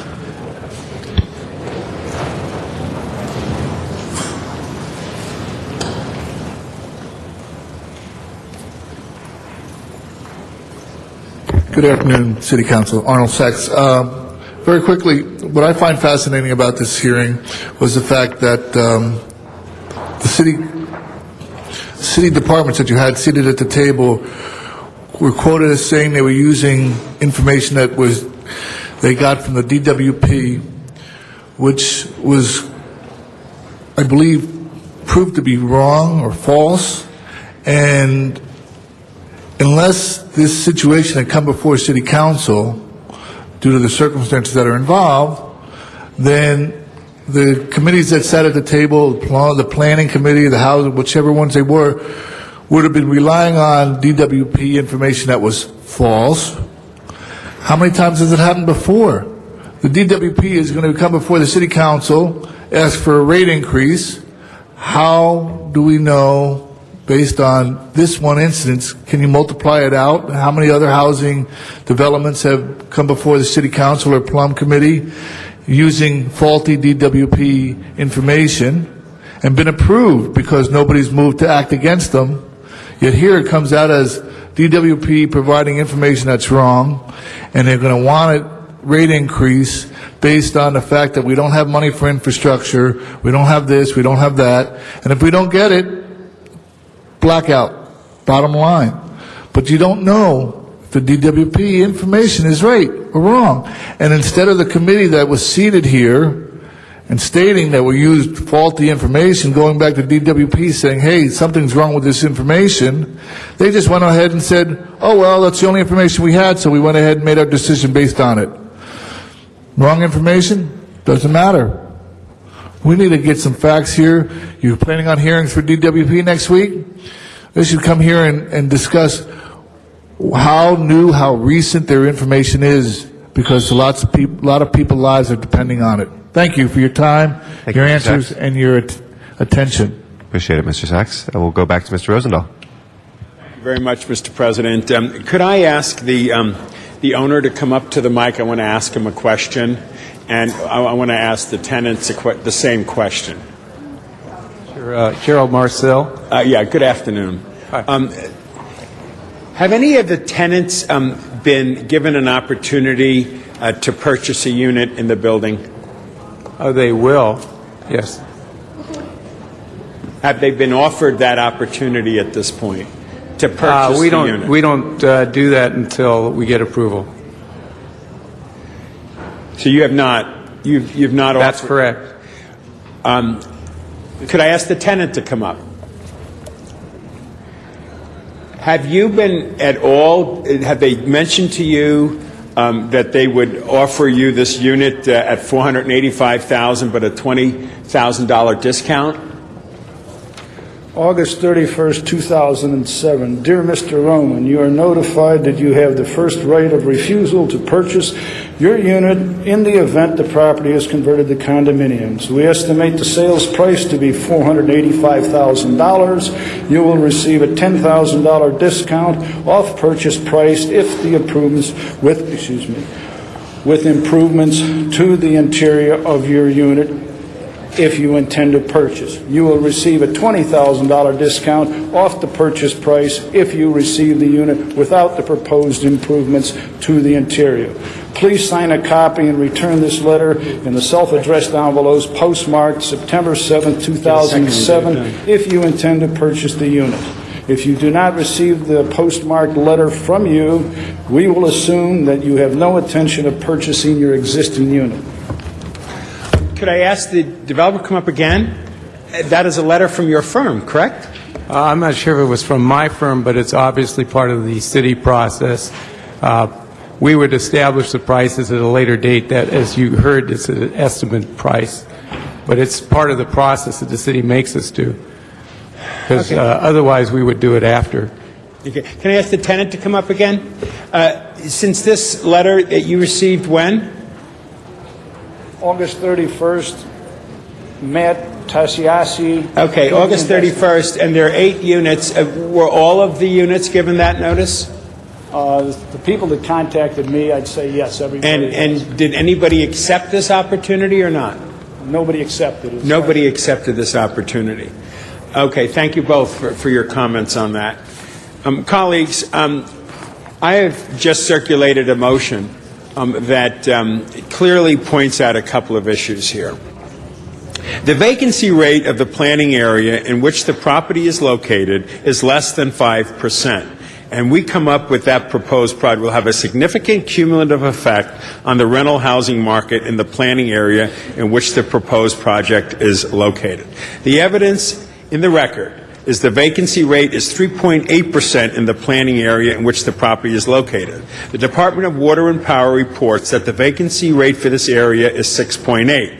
However, DWP data does not take into consideration the substantial number of units that are owned by the Los Angeles World Airport that were bought for the purpose of airport expansion and not intended to be part of the residential housing market. If those LAWA units are subtracted from the number of total units in the planning area, the vacancy rate falls below 5%. The finding of significant cumulative effect is based on the following factors. 1, no tenant are willing to purchase a unit in the building, and we just heard they were given a note. And then E in this literature is another factors pertain to the determination. The project is located within the coastal zone with a vacancy rate of less than 5%. Is highly unlikely that the tenants will be able to remain in the same planning area. Finding F.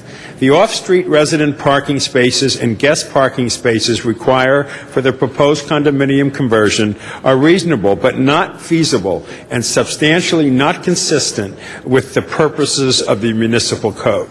The existing building was originally approved for 8-unit apartment building with 8 parking spaces. The Department of Building and Safety issued a C of 0 to allow the additional 8 parking spaces for a total of 16. However, the proposed tandem parking will create difficult ingress and egress conditions, interfering with the use of adjacent property as well as this property. Approving the tandem parking as proposed with the condominium conversion will be in violation of Section 12.21-AE of the Los Angeles Municipal Code, indicating, quote, the access of driveways to every parking area and garage shall be designated in a manner to provide the minimum practical interference with the use of adjacent property and with pedestrian or vehicular traffic, end of quote. Although there is a common driveway easement, Section 12.21A4H of the Municipal Code states, an access driveway shall be provided and maintained between each automobile parking space of the area and a street or alley or a private street of easement approved in accordance with the provisions of Article 8 of this chapter. Such access driveway shall be located entirely in the lot of which it serves. As such, the site is not physically suitable for this condo development. I therefore move that the appeal be granted, thereby disapproving the tenant tract map. Okay. City Attorney, is there anything I need to add to this? No. You want to say that on the record?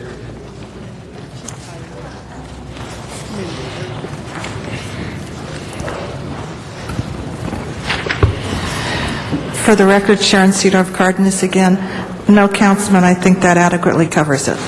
And therefore, am I able to say, Dion, I therefore move that the appeal be granted, thereby disapproving the tentative tract map? So that means a yes vote? That means a yes vote on your motion. The only thing, since this is a substitute, there would be a vote need to be taken first of a question of whether to substitute your motion for the committee recommendation. Okay, and that would be a yes if they went along with me. Fine. I'm sorry, we can't. I'm sorry, sir. It's not a courtroom, so we can't. Under the Brown Act, we just have time for public comments of a general nature, but not of a responsive nature. But thank you. Okay. That Colleagues, is I asked you to vote yes. Okay. We have before us, just like we did in the last item, colleagues, we have to first consider the substitute motion. So we'll vote on that first. Please open the roll. Close the roll and tabulate the vote. 14 ayes. Okay, that is now before us. This is the actual vote on the substitute motion. So please open the roll on that item. Close the roll and tabulate the vote. 14 ayes. That is approved. And do you wish to receive and file the communication from Plum? Yes, without objection, we'll receive and file the communication. I want to thank you, Mr. President and colleagues, for allowing me to have this prior to the other issue and to finish it up at this point. I'm most grateful. Thank you, Mr. Rosendahl. Next item, please. Next item, Mr. President, is item number 7 that was being held on the desk for the committee report. The committee report has been submitted and distributed to the council members. Okay. Item 7, we have before us anybody wishing to be heard on that item. If not, let's go ahead and open the roll.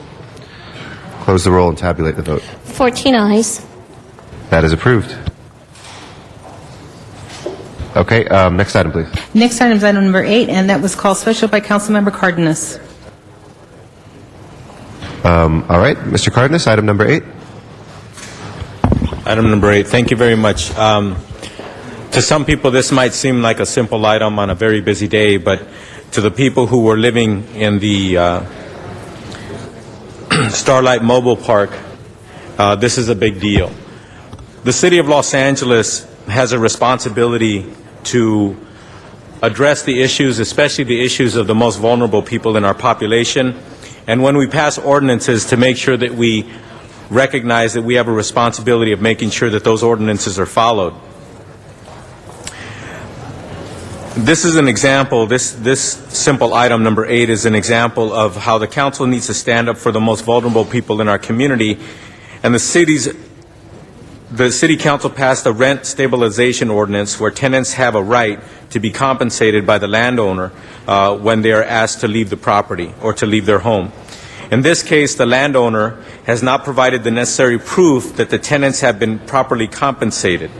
And therefore, what I'm asking my colleagues to do today is to deny the Starlight Mobile Park closure impact report. And in addition to that, what we've asked of the owner, working with the housing department, we've asked the owner of this property to, first of all, to submit a new CIR with a new relocation benefits calculation in it.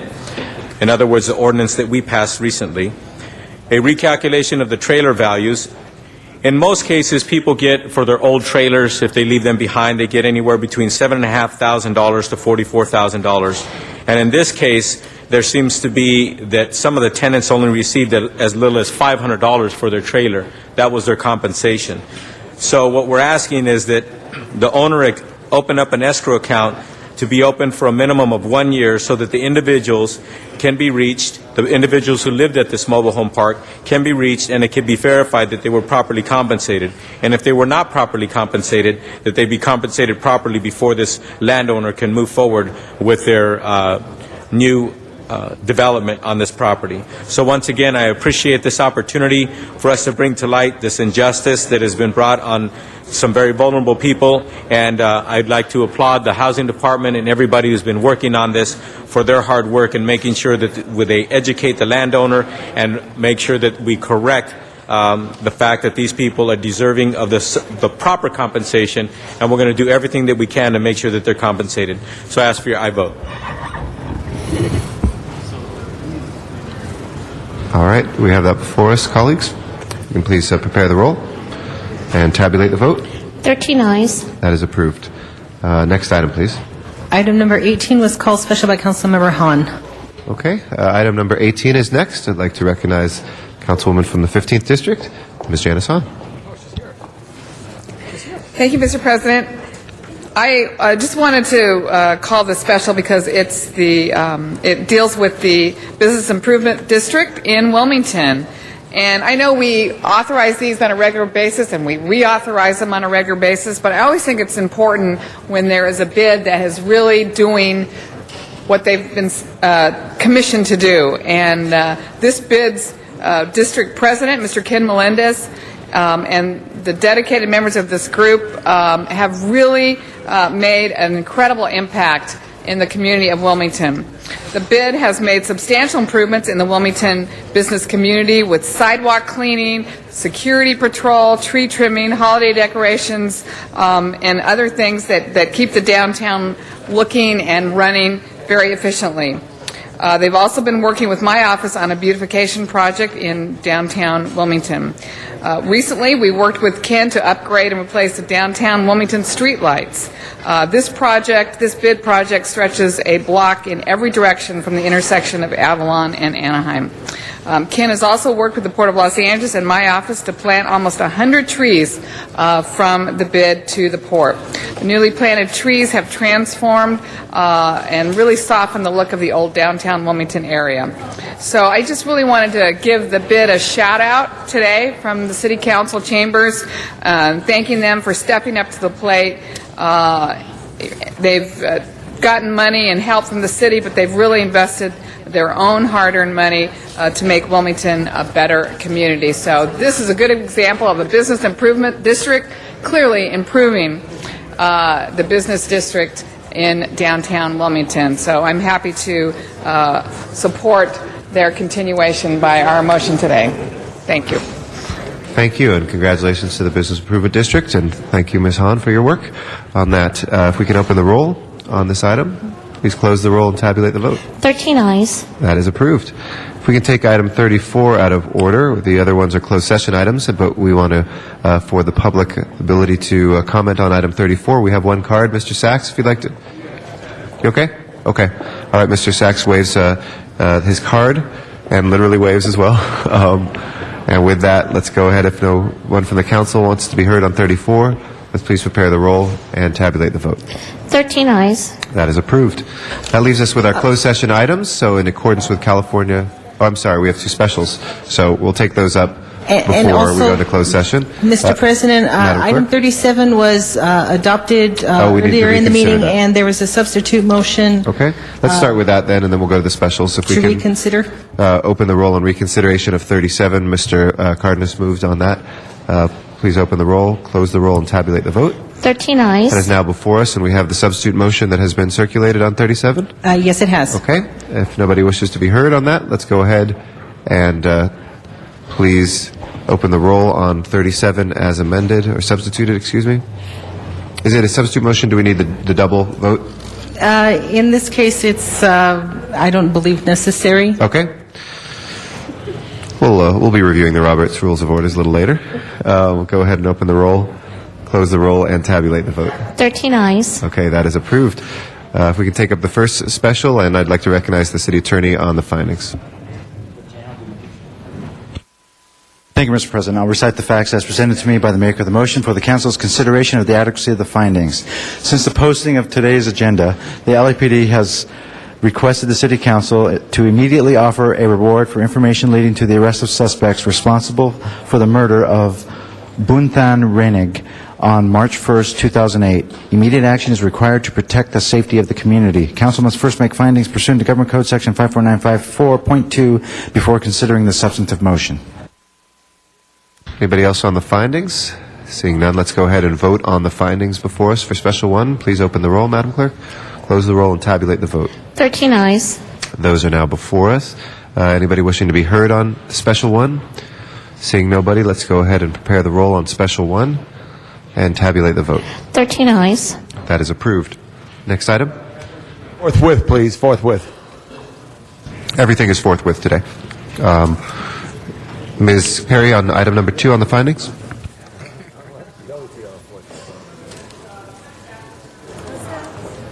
rehabilitating their historic church designed by Paul Williams. Over a year ago, the organization applied for an alley vacation and went through all proper procedures. The alley vacation was publicly noticed and was approved by the City Council. Today, the final approval and resolution is before you through the introduction of this motion.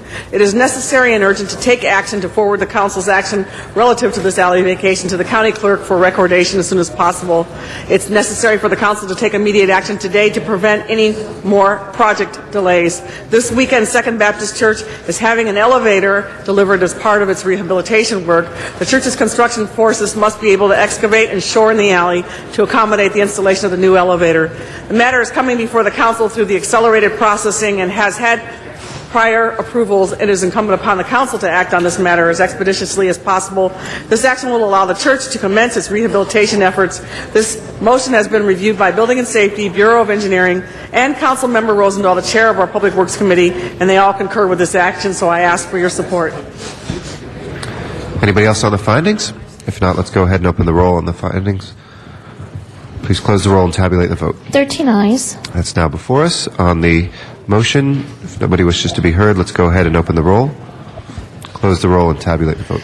13 ayes. That is approved, and like all items today, we'll go forthwith. Mr. President, do you wish to clear the desk before going into closed session? Please.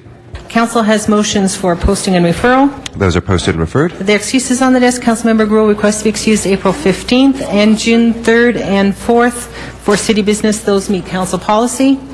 Okay, she's excused. And Council President Garcetti requests to be excused Wednesday, April 2nd for personal business. That also meets council policy. Okay, he's excused. And that clears the desk for closed session.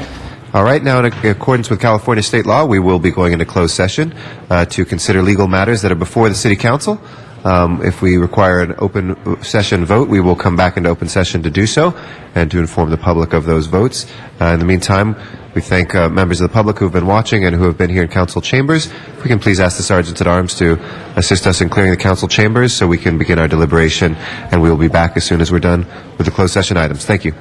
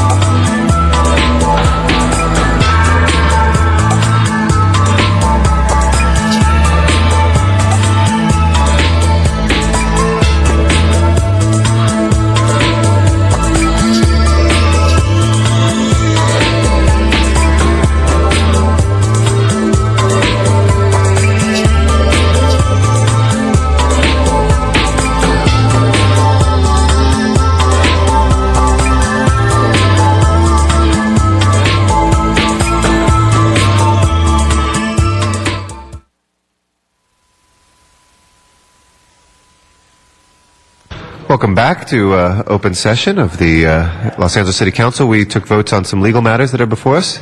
Madam Clerk, if you can run us through which votes are required a public vote as well. First item before council, Mr. President, is item number 28, and that's workers' comp settlement in the case of Stevens Zavala versus City of Los Angeles. Orthopedic claim is $53,422.50. Internal is $61,435, and the total is $114,857.50. Okay, let's go ahead and open the roll on that. Please close the roll and tabulate the vote. 10 ayes. Mr. City Attorney? And for the record on that item, the vote in closed session was 12-0 with council members Weiss, Reyes, and Gruhl absent. Okay, next item. Next item, Mr. President, is item number 29, and that settlement in the case of Arthur Zussman versus City of Los Angeles. The amount is $125,286.60. Okay. Please open the roll. Close the roll. Tabulate the vote. 10 ayes. That was the same vote as closed session. Next item. Item 30 is settlement in the case of Henshaw versus Gallardi, and in the amount of $490,000. Okay, Mr. City Attorney? Or after the vote? Okay. Please open the roll. Close the roll and tabulate the vote. 10 ayes. Mr. City Attorney? And for the record, the vote in closed session on that was 11-0 with council members Gruhl, Perry, Reyes, and Weiss absent. Okay, next item, please. Last item is item number 31, settlement in the case of Hulsey versus City of Los Angeles, and the amount is $135,000. Okay. Please open the roll on that settlement. Close the roll and tabulate the vote. 10 ayes. That is approved as well. We've cleared the desk, so now it's time for announcements, colleagues. Any announcements of a business nature? Mr. Parks, and then Mr. Huizar. Yeah, I have 2.5 announcements. First one is the Budget Finance Committee's final community meeting will be March 24th at 6 p.m. at the Expo Center, which formerly was the Epic Center in Exposition Park, and so certainly would invite anyone from the City of L.A., but particularly the 8th, 9th, and the 15th District. This meeting was placed there for their convenience, and certainly want to thank Mr. Huizar for his effort to get a good crowd out at the most recent meeting. Also, many of us are concerned about the ongoing issue of transportation, and the MTA has their draft long-range transportation plan online, and they are now proposing a total of 7 meetings throughout the county to talk about the long-range plan, and that those who are interested in attending or having input in that plan, the phone number would be 213-922-2833 to get information and access to the plan. And then finally, just for general information, the LA Dodgers are going to recreate their playing at the LA Coliseum on March 29th. There's going to be roughly 120,000 people at the Coliseum for an exhibition game between the Red Sox and the Dodgers, and there's going to be considerable issues with traffic, and what we'd recommend for those who may attend that game is to look for public transportation, and the best route would be to through the MetroNet. www.metronet would give you the best information about parking and transportation to the Coliseum. Other announcements, colleagues? Do we have any adjourning motions today? If we don't have any, Madam Clerk, will you please call the roll? Alarcon, Cardenas, Han, Huizar, Labange, Parks, Smith, Wesson, Zine, Garcetti. And this meeting of the Los Angeles City Council is adjourned. We'll next be in session.